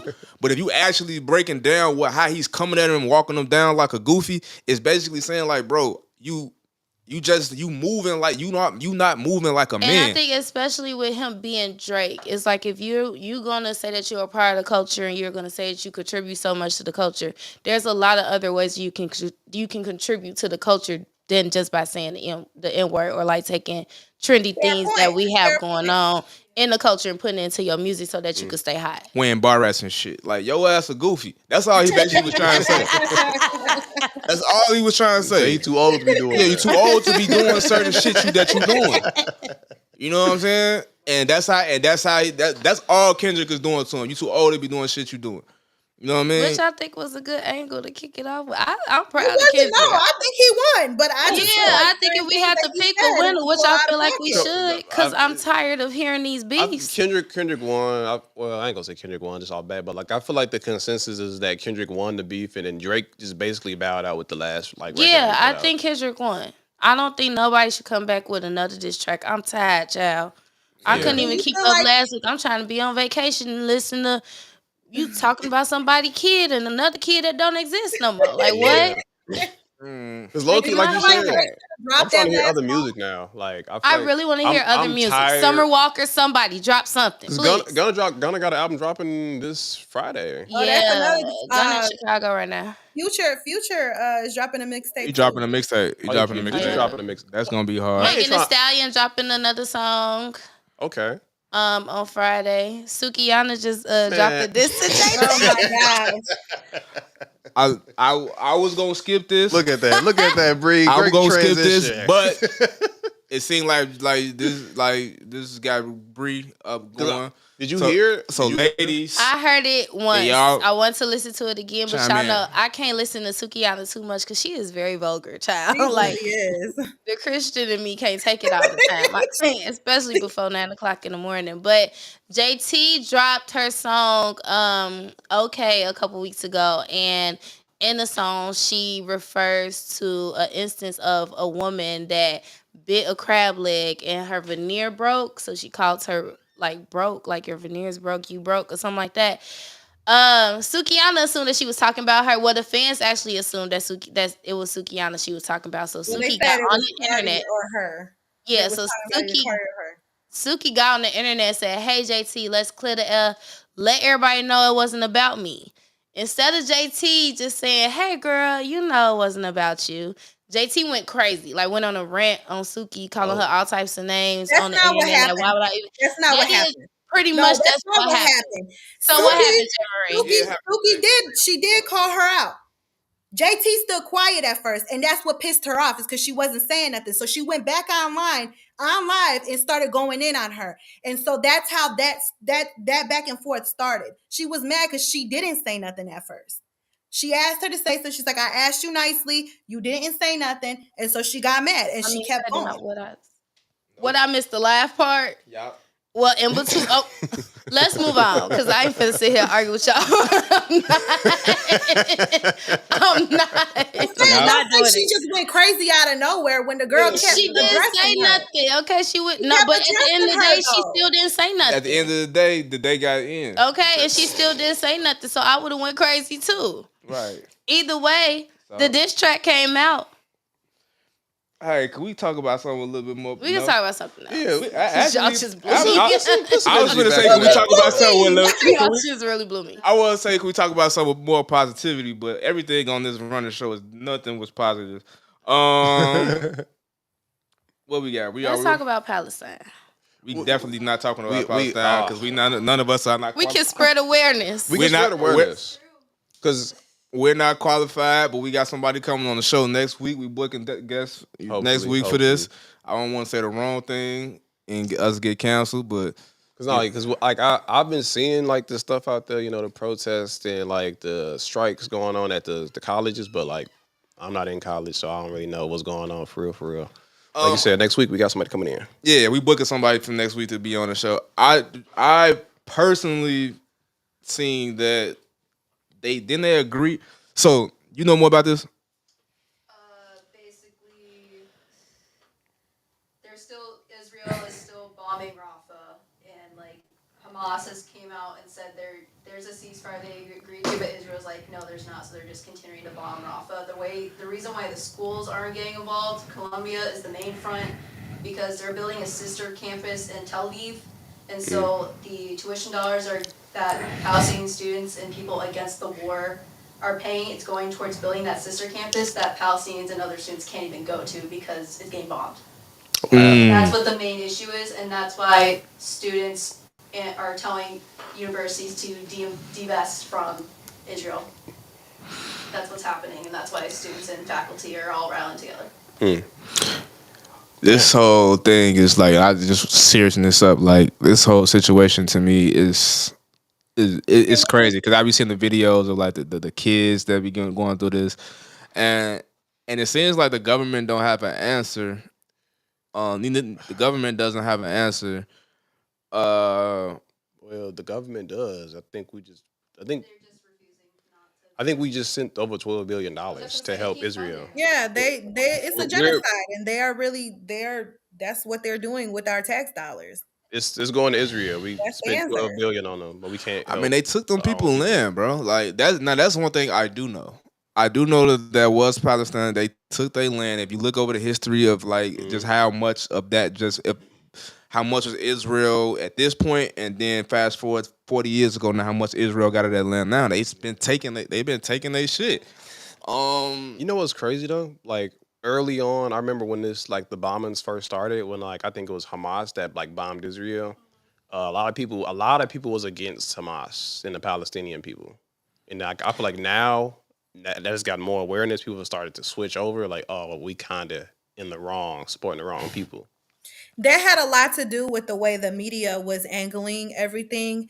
And then when you look at a big reason why people were able to like get awareness is through TikTok. People were like reporting on it. There were, people that were in Palestine, they were going on TikTok saying what was happening. So I think a lot of social media was the reason why we gained so much awareness of what was really going on over there. We also got to take in consideration too that it's people that's been dying on both, innocent people that's been dying on both sides. So even though we can't sit here and say the shit that's been happening to the Palestinian people over these years and people taking their land is some bullshit, we also got to understand by them firing back. I mean, just the casualties at war is what my heart lies at, right? The people that don't have no decision or power in this to cause peace or even to cause war, but I'm dying. You know what I mean? My resources are getting taken. They starving them out. They're blocking trade systems. Like these are the type of things that they doing. And it's like I can't go to one side and be like, yo, stop this shit. Like my family is being affected. I'm losing people. So like my heart goes out to the people that's from Israel and Palestine that they can't really make power decisions, but I'm being affected by it. You know what I mean? Yeah. So I think that's one thing I know I can speak on, and I am gonna try that I pray for, and I hope we get grace for the people, just the innocent people, because people with power making decisions, and I can't do shit about it. You know that shit fucked up all the way around. For sure. Absolutely. It was Kim Kardashian got some. She got some. I guess backlash over what she said. I guess they, said free Palestine, and then she went in. She's like, free all people or something like that. I can't remember her exact words, but everybody was like, "Why is that such a bad thing?" Let's play the Kim Kardashian clip before. I think that's the roast. That's at the I think that's at the roast. Don't worry about that. We're gonna play the clip then. Wait, do y'all think that celebrities should be like chosen upon to like speak up on issues like this? Like even with the Black Lives Matter protests and things like that, right? Now you got Israel bombing. Like people's coming at Drake even for like, why aren't you supporting your people? Like why aren't you Khaled, right? And Khaled. So like, do you think celebrities should be voicing their opinions? I think they should, but I just think it's very it's kind of like, how comedians are scared to be comedians for real, because things get switched up. Things get like, well, you said free all people. What about the people who are dying right now? Like your people, like she's Armenian or Something like that, yeah. Yeah, it's like, oh, your people, it isn't about your people. It's only about like the people in Gaza and things like that. So I think they should speak up. I just think you have to be prepared, and that's why you have a team as well. You just got to be prepared just in case there is some backlash on something that you might have said. Or also, instead of just speaking up, actually do something. Like, let us see that you're doing something about it. True. I'll let that like go. Like, but some people, I feel like some people, because I know even some people they'll come out and say, I don't know anything about that, and then they'll get backlash for that too from people like, well, you should educate yourself, like you should learn something about it. Do the work. Do the work. I hate that line. I swear I hate that line. I be wanting to treat the shit out of everybody. It's better for them to say, yo, I don't know, than you don't even have to say I don't know. Like, I feel like if you have to voluntarily, don't say I don't know. Like, don't say I don't know. Like I said, so you got a team. Find an answer. Find something. If you're on the spot and they're asking you about it, figure it out. You know what I'm saying? Like, you don't always have to have some type of answer. Like, just walk away. I just feel like celebrities are gonna get hate on both sides. Either if they say something or they don't say something. It's like just choosing the lesser of both evils. So, and again, like you're saying, Bree, as they have teams behind them to help them prep responses, I think they should be getting heat celebrities should be getting heat for not saying anything because they have a whole team prepping them and getting them ready. So saying something is definitely the better alternative rather than what the opinion is. Thoughts and prayers to everybody involved. Celebrities definitely. Especially Kim Kardashian. I don't even know why she be saying stuff. I think we put too much. We give our celebrities too much power, and but they do influence though. They have power. Influence, and I think that now it's one thing to say we give them too much power. They shouldn't have so much power. I think we're in an age where you just gotta accept what is and what ain't. And if you accept what is that they have more influence over the masses than the people that make decisions. I think that it's appropriate for them to say things. But I goes to Bree's point, you should, before you say anything, speak up on it. Either you say, I don't know, or your team should have... No, I wouldn't say I don't know. Your team should like have you like really prepped or educated to the point where you know they might ask you this question. Or just take the time out to educate yourself. I like how Kevin Gates usually... You can't walk away from that. Like, you have to say something. If you say, I'm not educated, I'm doing the work to get educated or something, but you can't just walk away. Well, it depends on when you get asked the question. Like, say TMZ run up on you at the airport with a camera, like, what do you think about Palestine? Yeah, you can keep walking and not say nothing. Just keep walking. I feel like if you don't know nothing, just keep walking. I feel like people need to be able to slap the shit out of TMZ when they come up to them. Because that's... I mean... Kanye got sued a couple times for beating people up, trying to ask questions. No, but that's involved. That's fucking with my personal space, and that's gonna bring us to the next topic. When Herb was talking about this shit at the airport, people coming up to him, we take a picture with his family, and you want pictures. You know what I'm saying? Transitions today. Let's see the transitions today. We own it. Like, check us out. Yeah, we gonna play it. Play video. Good morning, world. Hey, look, check this out, man. Close as hell. I be cool. I'm a smooth nigga, man. You know, I show everybody love. I appreciate all the love I get from everybody, but it's just something that bothers me, man. And I really don't even feel comfortable saying this, but I just gotta say it because it happened over and over. You see me out, I'm with my family, especially my kids. Well, don't ask me for no pictures, man. I be going through the airport. I'm a real father. Like, I be traveling alone. If they see me in the airport, my kids be sleeping, holding my baby in my hand, suitcase in the other hand, moving, just trying to enjoy my day and have a safe flight like everybody else. And people still got the nerve to stop and ask me for a picture. How the fuck I'm gonna take a picture with my baby in my hand, sleep when we put my... He ain't wrong. He ain't wrong. He ain't wrong. I'm gonna let our G Herbo specialist lead this conversation. J. Marie, I'm gonna start out because I know how much you love G Herbo. He not wrong. I think one thing, if anybody who has met Herb knows, he's a very nice guy. He will stop. He will take pictures with people. He's not that guy who just ignores people. He be feeling bad. Like I think I heard him say like he be feeling bad when he got to tell people no. But I think he addressed it very respectfully. He like, I appreciate y'all for showing love or whatever. When you see me with my children, like, yo, be cool. You can say hi to me, but I can't stop and take a picture. So I think he addressed it in a very respectful way with, also showing love to fans. And fans just gotta listen and respect what he's saying. True. True. Very true. I think like that's like the worst moment to catch somebody too, catching off a flight. Like probably sleepy, you tired. Especially he said he had his kids with him. Like that's already a different like thing to juggle with. So with you I mean, it's to just common sense though. Like common sense is like, yo, common sense ain't so common though. It is, but still, I feel like even just put yourself in that situation. Like if you was walking through an airport with your kid and some person that you never seen before ever in your life walk up to you and start talking and your hands full, you can't defend yourself if they got mental issues. You don't know if they gonna lash out. You don't know if they gonna try to take something from you because your hands are full with your baby in your suitcase. So it's like for a regular human being, if somebody else to walk up to you, you'll be ready to fight. Yeah. Throw somebody down the escalator. Jim Jones. True. Shout out to Jimmy. I this like off topic, but I had saw Lil Bibby like that like a long time ago, like at the airport. It was like 5 a.m. Did you ask for a picture? I didn't. I just say hey to people. Like I saw Jacquees a couple times. I was like, oh hey. Because I feel like because if you tell me no, I can't get a picture, I'm gonna be mad. So I was like, oh hey.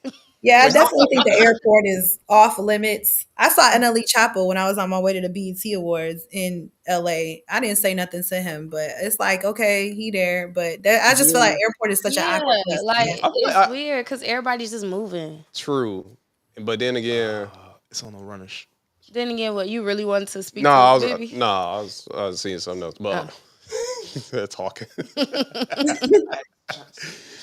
But no, would y'all even ask a celebrity? Like, what celebrity would you even ask for a photo? I don't even think it's the celebrity I would ask for a photo. I just think it's the situation that I'm in. Because, like, we've been to, we could go to industry events where, it's cool to just take pictures. Or you can go to industry events where nobody is taking pictures. You can't have your phone out. I just think the airport is a weird place because everybody is already on the go. Yeah. Already on the go. People are uncomfortable. Some people walk through the airport with their bonnet on. Is that what you do? No, I didn't. I thought about it last time. I ain't gonna cap. I really did. Cause I was just that tired and I knew I was gonna go to sleep on the plane last week. That's fair though. I mean, if you go into the airport, you gonna be on the flight probably 4 or 5 plus hours. Yeah, I don't knock people that do go to the airport with their bonnet on. They trying to preserve their hairstyle, but my integrity, it's just me. I just can't do it. Cody, Chris. I guess huh? Chris, I think you said, do I do that? I ain't got no bonnet. You wear bonnets too. You gotta protect the scalp. I don't got no hair, but. Chris specific. My bad. I guess what I'll go say is that I'm just gonna reiterate my statement that I feel like TMZ and them need to get their ass slapped the shit out of. This had nothing to do with TMZ. No, bro, because TMZ fans that feel entitlement. It goes back to the conversation we was having earlier with Chris, and the Pat Bev and the Pat Beverly situation and the Russell Westbrook situation. When these fans be feeling so entitled and they want to come get you or say things to you or be around you in these moments, it's like, yo, bro, I'm not even on that right now. And also, I think everybody feels like they're media now. You could see somebody walking down the street that was just in the headlines, and you don't even work for anybody's platform, but people feel like they can walk up and run up to people with a camera and ask questions and get an answer just so they could try to sell it to a publication or send it to us or send it to the shade room, send it to somebody so that they can get mentioned and get some followers off of it. Everybody feel like everybody in the world feel like they are obligated to report what is going on in the world right now. And that's the problem. I had a whole dude. He an actor too. Shout out to Fool. But he was really pressed about a video that we didn't even get from him. We got from somebody else that he didn't get tagged in the video when Trick Daddy was dancing and shit at the Inglewood parade. And he was in the video? No, he wasn't in the video. It's like he was the one that recorded the video. And he got mad he didn't get tagged. He threw why? He threw a whole little. I ain't gonna call him. I don't want to say a fit. It was a fit. It was a rant. He went on a rant on social and y'all tagged me in my content. Everybody feel like they're a content creator. You're not a content creator. I hate that shit, and that's probably why people hate me because I treat people as such. Like, bro, do not come to me with that shit. Like, if I'm outside, if I'm kicking it. I'm with my lady friend. I'm with my nephews. I'm even with the homies, with the team. And we out, bro. We not on that type of time. What Red say on 5 Heartbeats, my office hours are from 9 to 5. Come holler at me from 9 to 5. No. Like, holler at me, send me an email. But when we out and we socializing, we not trying to listen to your music on the iPhone. And then we not trying to, because people made, some girl made like a whole post talk like really like downing us, like going crazy on what's the word, all because I think we took one of her clips from a concert and posted it. But I feel like everybody records at concerts. That's cool. My thing is, before you took that 5 seconds, and it's gonna go tie it back to the Herb shit too.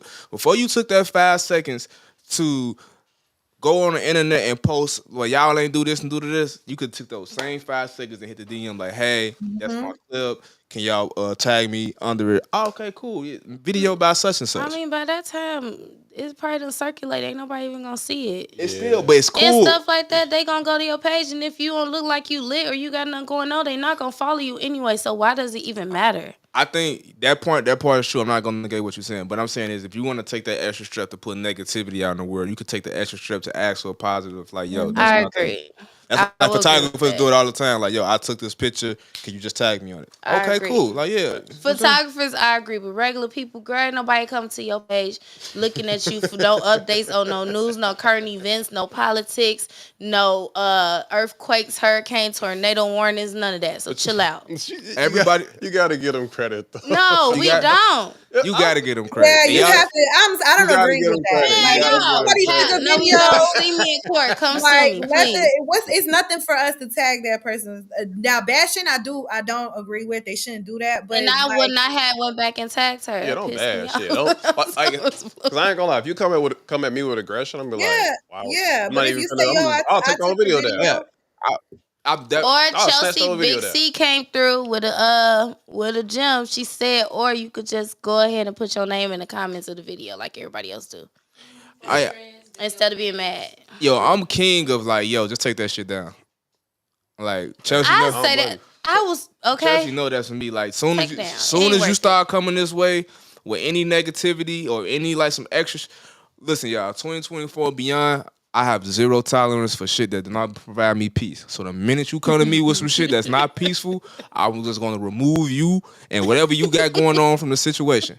I don't give a fuck. I mean, I don't be cared. So if you care that much about a video and your name don't be tagged, Chelsea, okay, got access now. Hey, can y'all do me a favor? Archive that shit. Just take it off. Just take it off. We ain't gotta worry about it no more.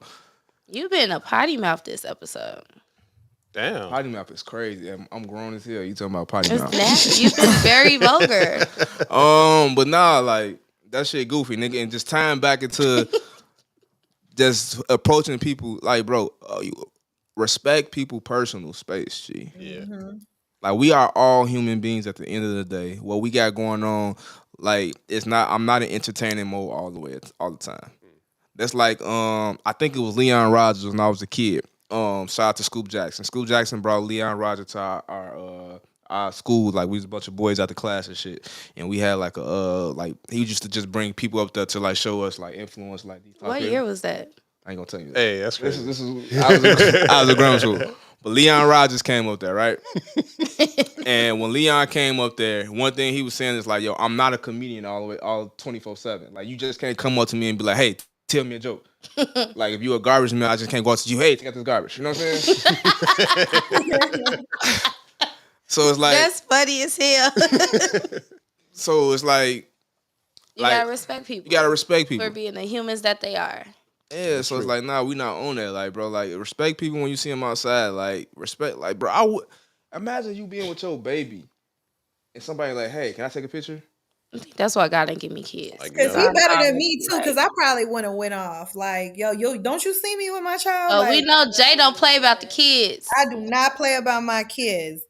Like, some people don't even want their kids on the internet. Yeah, that's me. You go to my page, I got like 2 pictures of my kids up. Not because they ugly either. I got beautiful children, but I don't trust. And be like, bro, don't I look uncomfortable? I got a kid. I got a suitcase. Like, and you want to take a picture? What you know what I've seen though? People saying that like people don't even be wanting a picture with him. They want a picture with your son. Just because like that is true though. that is true. Your son got his fresh haircut. Man. They looking for him. and that still be weird. Like, I feel like it's certain ways. Okay, we know your son is a child celebrity right now, so it's certain ways I feel like as media and people, y'all should want to portray him on the internet. Mm-hmm. Yeah, like I wouldn't be when he be doing that extra bad shit. I ain't throwing that up on the internet. Y'all know your son be doing some little. You know what I'm saying? That baby is emotionally intelligent. He just be having fun. He just be kicking it. Okay? Yeah, and he understand he famous. So I'd be like, he do. He just know you're bad. I love that video. He be like, yeah, I'm from Chicago, you know. He got mad because they said he from Atlanta. He got all mad. And he was like, nah, you know, I'm from Chicago, you know. Like, are you from Chicago? But that's his. But he has a personality. You know, they say your child is gonna be like you times 10. Yeah. Or like you. That is fucking Ari and Herb in one. Yeah. Oh, for sure. For sure. Like you can't even be like you like act just like your dad, you know, because your mama is like a character too. You know what I'm saying? Yeah. So like I just want to. I do think it's weird though. Like, why y'all want a picture with a child? Like, even if he is a child, he's not your child. Weird. Yeah. That's weird. It should be laws against that. There really should, or even taking pictures. You know, there was a lie. I'm like, I don't think so. Paparazzi taking pictures of the kids and stuff. Like, I do think that's weird. There should be laws against that. True. Mm-hmm. So you gotta be like Jay-Z and Beyonce. Had them. You ain't seen them kids ever. Them twins. Well, we see Rumi. We just don't see Sir. Oh, see. Yeah. We see Rumi a little bit. Just a little bit. They was hiding Blue Ivy at first too, but now she older. Now she like. They was trying to hide Blue because they was trying to talk about Blue, and I ain't like that. Yeah, that was bogus. They were talking about that little baby so bad. When she look how long and beautiful her hair is. She was beautiful back then too. They just be saying stuff. They were trying to comfort sis. Mm-hmm. All right, so we're gonna also another transition. We talking about people and what's appropriate with people and their kids. We might not got the video, and looking at the clip is like 3 minutes long. But shout out to my boy Terry Rose and one of the noobs. Toxic Terry. Oh God, we really finna do that today. He from Gamma Up. He from the Ups. So Terry and the Roses Are Dead podcast is going viral for a situation that he had with a young lady that he was dealing with. So, Bree, do you want to narrate this story? Y'all gonna interrupt me and tell me you shut up again? Who said that? Okay, let's go. I ain't tell you to shut up, Bree. Don't do that. So what happened was... Jay gonna jump you when we see you live. I feel like Jay Marie, you gonna jump me one day. You gonna have both your hands gonna be like this. Don't do that now. Not too much on my brace. What happened was Terry said that his son was at the crib. I guess it was time for his son. And Jay Marie, you're free to jump in. Let me know if I am telling this story wrong. I will. Thank you. His son was at the crib. It was time for his son to go to bed, and he invited a young lady over to kick it with him once his son went to bed. So I guess his son never ended up actually going to sleep. So the young lady came over. The son got up, wanting to be, kick it, be in the mix. And the lady was like, yeah, you might as well just let him stay up. And Terry was like, no, like, it's time for him to go to bed. So Terry said he gets up. I think he said he goes to the bathroom. He comes back. The woman that he invited over is in the room with his son. And she's like, is that not how it was told? No, I'm just saying that's crazy. Oh, okay. I got checked now. So the woman was in the room with the son, like watching a movie or reading a book or something like that. They basically engaging with his son. And he was like, check it out. Like, let me talk to you. They got into a little squabble about why she was, one, in the room, but two, why she felt like it was her duty to be able to argue with him about his child. Personally, I saw all the comments. I feel like you should not have even had the woman over knowing that your child was there. Anything can happen. People are weird. I don't know. He never said, like, if this was somebody he had been dating for a long time or if this was just somebody that he just wanted to come over and kick it. But I'm not a parent, but I probably would not have a man over to my house if my kid was there. So late at night. Yeah. I would call the police. I ain't gonna cap. I would call the police. I would have been like, this woman is crazy. Come get her. I would have locked all the doors and like chained her down till the police came. Yeah. Because that's weird. I know, like we said, common sense not that common, but that is just weird. You're trying to engage with my kid and you don't know my kid like that. So I wanna yeah, Cody, you was itching. I want us to unpack the story first, and then we're gonna go on the little sound bites you said. So J. Marie, do you have input on the actual story in the clip that happened? You want my opinion, or you just? Yeah. Okay. No, I didn't know. You said. Okay, I was confused. He was trying to be shady. He was trying to ask about the story. Why you do all that? First of all, I wasn't. That's what he meant. He was trying to see if I told the story. You can't win for losing. That's why. I agree. She told the story, right? She did. No, I wasn't talking about the story. I was saying, do you want to have input? Yes. Can I speak? Yes, that's what I was. Go. All right, let's take a break. Nah. Are we taking a break or not? No. Just for Cody. No, I agree with Bree. Yeah, why you had that lady over your house? I think he did mention. I don't know if he mentioned it in the comments or in the actual footage, but I do remember him saying that he didn't know that girl that well. So that's red flag number one. Why are you inviting any woman over your crib and you don't even know this girl like that? Or you maybe dealt with her a few times, like your child is there. Now, if you are a parent that a father or a mother that gets your child a few days out the week, you can't wait until you don't got them babies with you. Okay. Like you gotta like you that is that serious that you gotta like. I don't get that. 1, 2, I feel like she was wrong on her end though. Like, girl, don't fucking talk to my child. Like, the fuck wrong with you, you weirdo? Exactly. Like, that's weird. I do think that in that moment she was being a pick-me, and she thought that she was gonna be able to spin it and show him like, yeah, like look at I'm good with kids. We should. I feel like that's a little mama syndrome. Like I feel like a little mama would do that. That's crazy. Like, girl, you don't know that man. Like you don't even know you don't know his child. Like, No, because why you? But ultimately, it falls on him though, because he shouldn't. Like, you set that up. At the end of the day, it falls on you because you allowed that. Kinda, but you can't walk around my house freely though. Like you can't. You should not be inviting no woman to your house, and your kids are there, and you don't have my house. Like, even though I would have caught the police, if you invite me over to your house, I should be able to walk around. No. I don't agree with that either. I'm confined to this room. If I invite you to my house, it's a few bullet points that I want to make sure we tackle because y'all are crazy. So the first one is the current one. Yeah, timestamp this. If somebody invites you to their house, they're only confined to the living room. The living room or the bedroom. Living room, bedroom, and the bathroom. They can't walk around. You better not be walking around. I should be able to walk around. Don't bring me over here if I cannot walk around the house. Walk around my house. You're not walking around my crib, G. No, I don't even do that. I got stuff in my crib. Like, I don't want you all up in my kitchen taking all my food. Well, take me out to Papa Do's or somewhere. Give me some food because we're not coming to your house. Here's my thing, though. You have to feel like a slave in your house.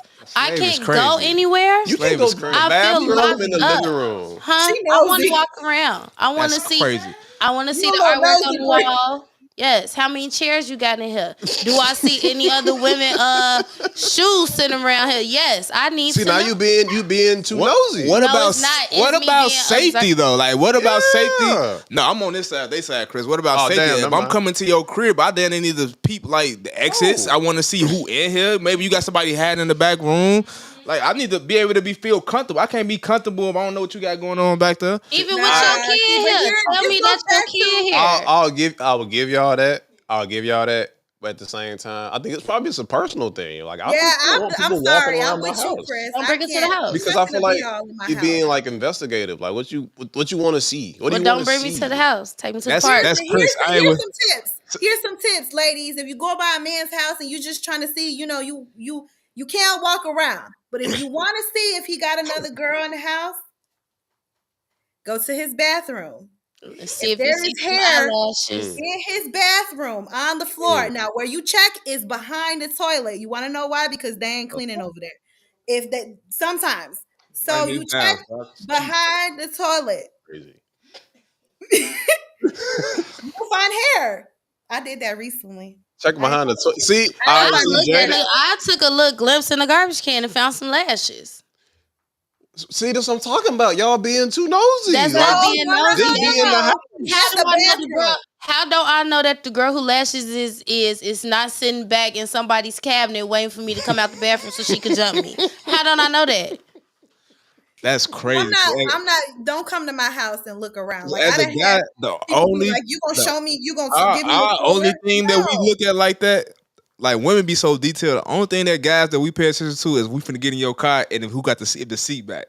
That's the only thing. Oh yeah, you got to do this. And that's why y'all be getting set up. But we don't be. Listen, I personally to speak on that bullet point as a man, I'm only there for you, and I'm on my mission.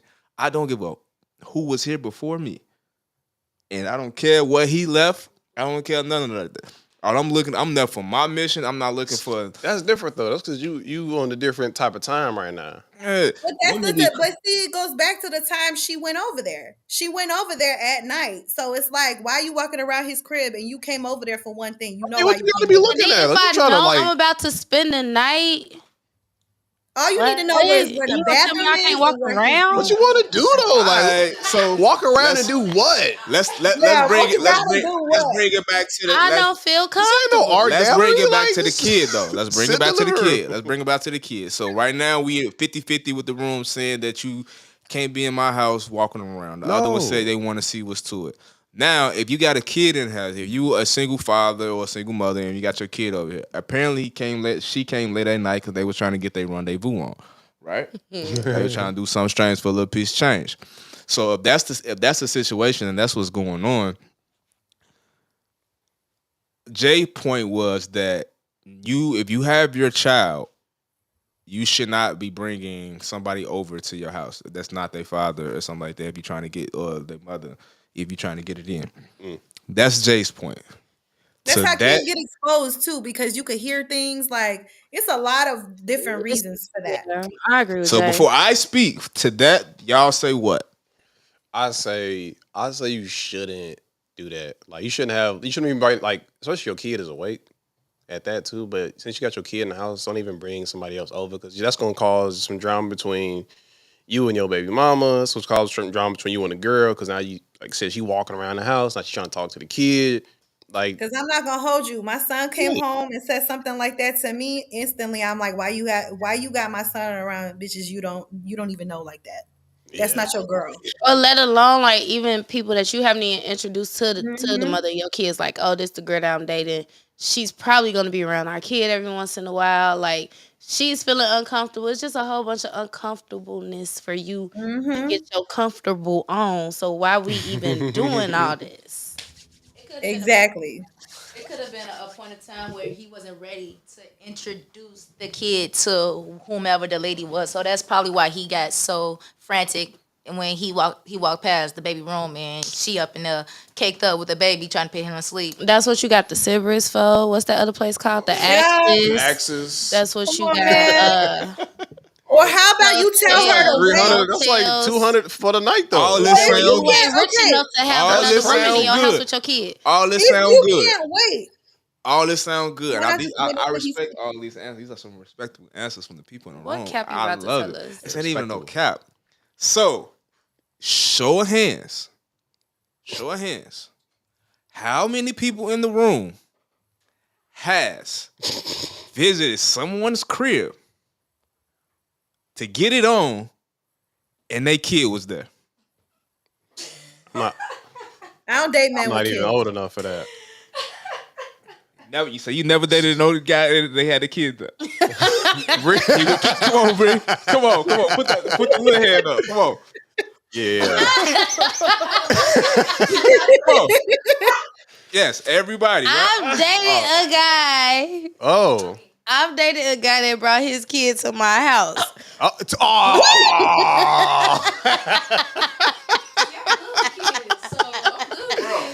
Alright, no, that's That's crazy. In my defense, we were locked in. Okay. All right. We was locked in. Stay here. Did y'all not do the nasty with the kid that he brought to your house? We didn't that day. We didn't. We did not. Y'all didn't do it that day. But have y'all ever did it with the kid there before? No. She lied. Honestly, it's been so long ago I can't remember, so I don't want to lie.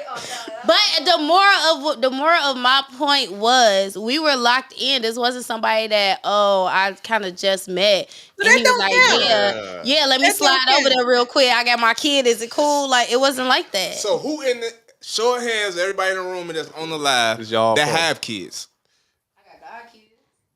That spend at your house? Yeah, that counts. Oh, okay, that counts.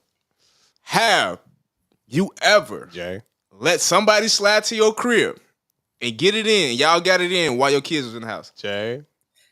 Yes. Somebody that I was seriously dating, yes. Okay. Yes, absolutely. Okay. So you have never in the history of you been doing sexual intercourse? No. Never? I respect it. What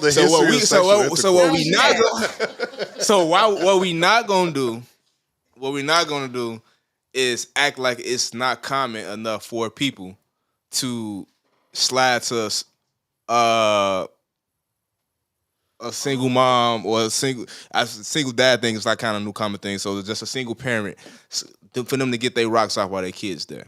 We're not. My argument still lies in if you only get your child a few days out the week, why you got to do that on that night where your child is there? I agree. If you're not a full-time parent, it's different for us single moms because it's like we don't have nowhere for child to go. I don't know about women, but I know my horniness is not on a cycle. Like that's I'm not gonna be horny Tuesday through Thursday. Self-control. It's called self-control. Exactly. It's called porn too. Like you can go in the bathroom and do what you gotta do real quick and then be done. In the ear. Yeah, wrap it up. Listen, man. Y'all are crazy. And also, Cody, I feel like you don't have kids. So I feel like if you had a kid, you more than likely will not just be bringing women just to get your 1-2 off around if you know that your son and your daughter is in the other room. No, I think what Terry did was, I think his whole setup with that was absolutely wrong. Like, you had that girl spend the night over here, and the main reason, just to be honest with you, I think the main reason why he was pissed off is because his son wasn't asleep. That's the whole debate. That's the whole thing. That's what you really mad at. He played that situation all wrong. Okay. It wasn't her because it wasn't her. And then knowing her, she probably felt like, well, maybe he wants me to meet his kid because his kid popped up. I don't even think. So let me go in here and play teacher and say, hey, let's watch Coco Melon for a little bit. Wow. I think that was a real pick-me move. Okay, I don't even. This is what it's like. This is why men need women in their life, right? Oh, it's time to wrap it up. Because this is what I mean. That's why we need y'all, right? Because in that defense, like everybody's looking at that situation. Oh yeah, she wild for being in a situation with your kid. For one, you brought your house is your piece. This is your home, right? And you gave her access to that. You gave her access. No matter when it's ways you can meet people downstairs, meet them somewhere else. The moment you invited her to your house, you felt comfortable with her. So I don't get that whole you can't walk around my crib. The minute I invited you into my home, let you know what I rest my head at. I'm going exploring. Okay, Dora. I'm telling you that I feel comfortable and safe with you, right? That's the one. 2, I invited you over to my crib with my seed there. So that's already saying it's another level of comfortability. So anything that happens is already falls on you as the guy, right? As the parent. You mad at your son because he did not go to sleep. You literally, if you understanding the player of being about the situation, Shorty came over there on a mission too. She came over your crib late night for a mission too. So she's trying to get hers just like you trying to get yours. She's probably just trying to, because you ain't smooth enough to let your son, or your son don't even respect the situation enough to not hate on like I'm gonna stay in my room. She probably just trying to put little dude to sleep. Be cool with him. Nah, she was arguing with him saying why he can't stay up. So yeah, she said that she was telling him that he should be able to stay up. Man, he should be able to stay up. Mm-hmm. Man, he trying to Basically, y'all said that the son was hating. Basically, the son was hating, and folks got mad. Folks got mad, so that's how you end that conversation. Blame that on a kid. That's funny. Wait, what's that last comment say? Man, what a night.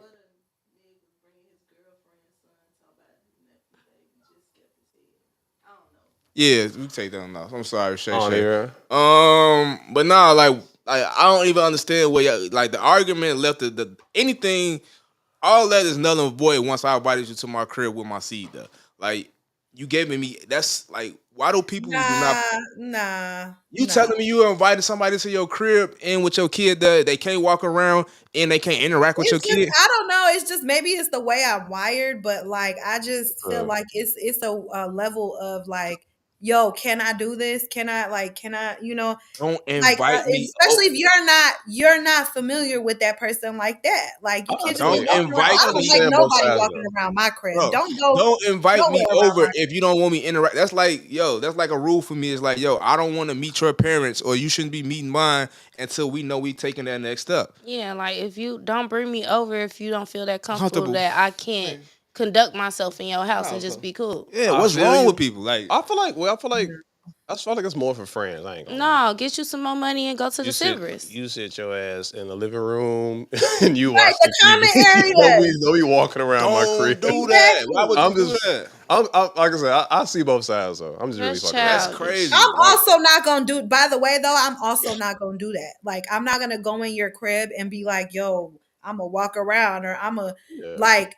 I ask you where your bathroom is because I gotta use it, but like, and like, I'm just like that. Like, I'm not gonna be looking up in your shit. You got privacy. I'm not going personally. I'm wired different though. I'm wired different because I don't even invite people. Like, it's too. I feel that people know. Like, if you come to like women that I date, they already know. Like, if you come into my house, this is what's happening. If you come on house past these hours, I was gonna say so. This is what we on. Like, and it's being respectful. I do the same thing. Like, I don't feel if we ain't there yet, I don't feel comfortable coming to your crib. Just like, spending the night at your house. It's like I'll get up and leave or move around. Like you gotta set those boundaries, right? Because we not setting boundaries, or we not clear communication on what we doing and how we moving it. That's how shit go left. And a lot of us ain't even got no big crib, so it ain't much for us to move around. No, I got a little small apartment, so you only thing you go see the living room, the kitchen, dining room, all that in one setting, so you know where to explore. Let's go get some coffee, or let's go to the museum, or let's go get something to eat. Go to the Cerberus, y'all. Give the Cerberus some money.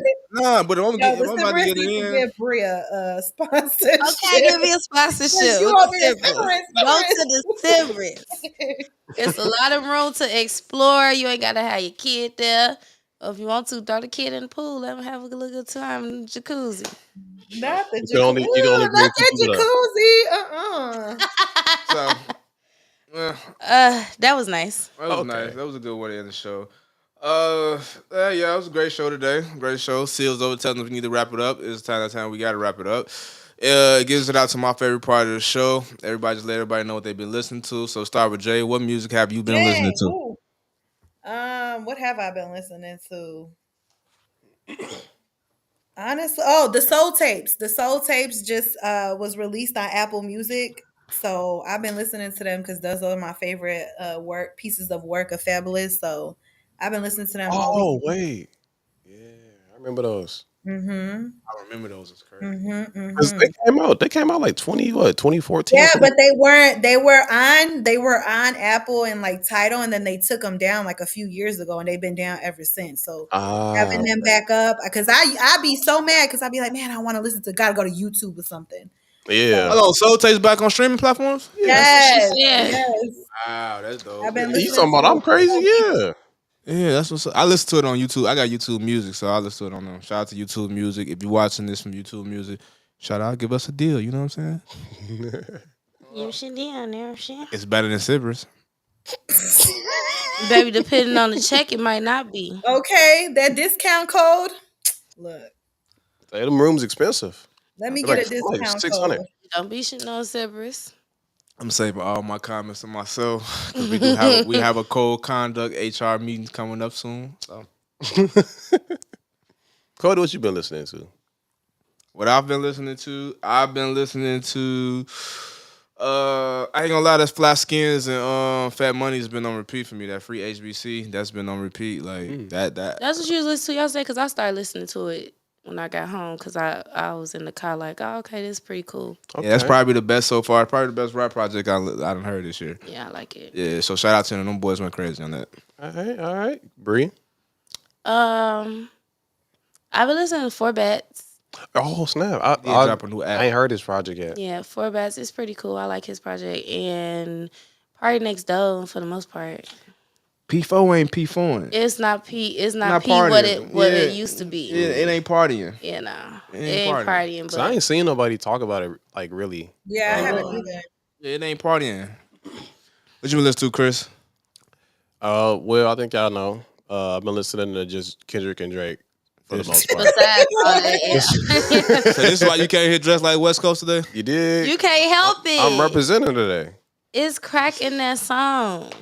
You can't ready to. You can't Cause ready you to. got a Converse on and everything. This is how I dress, though. I dress like this normally. But You today do. I had to make it extra special. I should have worn my son's Toronto jersey. That's crazy. That's crazy. I gotta We didn't even rap the talk jersey. about the shooting. It's okay. shooting. They got shot. Drake. It was a shooting at Drake's mansion. I feel like that's in Drake trying to get Toronto. his street cred. That's funny, man. Because Trying to it's so get- much It to is a unpack. take. It's so much to unpack with Drake and all of that. We gotta wait till some real details come out That's because it. because Drake is so Yeah, only thing we know is that his security guard was somebody was gets shot. But did y'all know? I think it was a retaliation though, because the Weeknd manager security guard got shot. Yeah, that's So what they were saying. They were I saying think that it's a retaliation for that stuff. But Well, It's now above we my got pay something to grade. talk about as the story unfolds. thoughts and prayers to everybody involved. So if your manager didn't get shot or security didn't get shot, And they got your MP3s. and they got your MP3s, and if you want to get your music heard by us for free, tune in to What's the Buzz every Monday. We go live on Twitch at 7 p.m.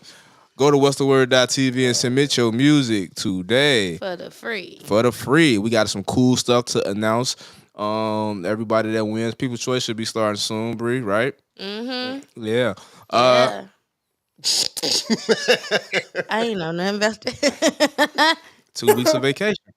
Don't hate on me when you was just on vacation And I got work and done. lost your phone. And I got work done. Well, that's the difference between me and you. I really go on vacation. You vacation while you supposed to be working. You do it all the time. You do on vacation on a regular day. No, I don't. Yes, you do. But hey, it's cool. Make sure you submit your music, what'stheword.tv, and we promise we won't go on vacation and not listen to it. This is a great show. Shout out to everybody in here. Shout out to Cree. Shout out to Nadi. Shout out to Robin for holding it down, getting them around Paul interns on their first day. Shout out to Seal Remote. We won't have Seal. Seal, we got you next week or no? no, she Columbia. We don't have Seal next week. She will be in Columbia. Living her life. Woo! Look at her doing her thing. Shout out to J. Marie, looking good as usual on the screen. Can I say that? HR. Yeah, you can't say that. I can't say that. You can't say that. You can say what You you, say- want you to say she say, look but nice. when it's time for her to tell her story, I would never. Shout out to Chris Newt for holding us down, coming in, giving us some great sound bites on the sports. I think this was a great show. Creed, that's 2 in a row. That's 2 in a row. All right, we see y'all. shout out to me. I'm Cody. That's Bree. This the team. This What's the Word. We out.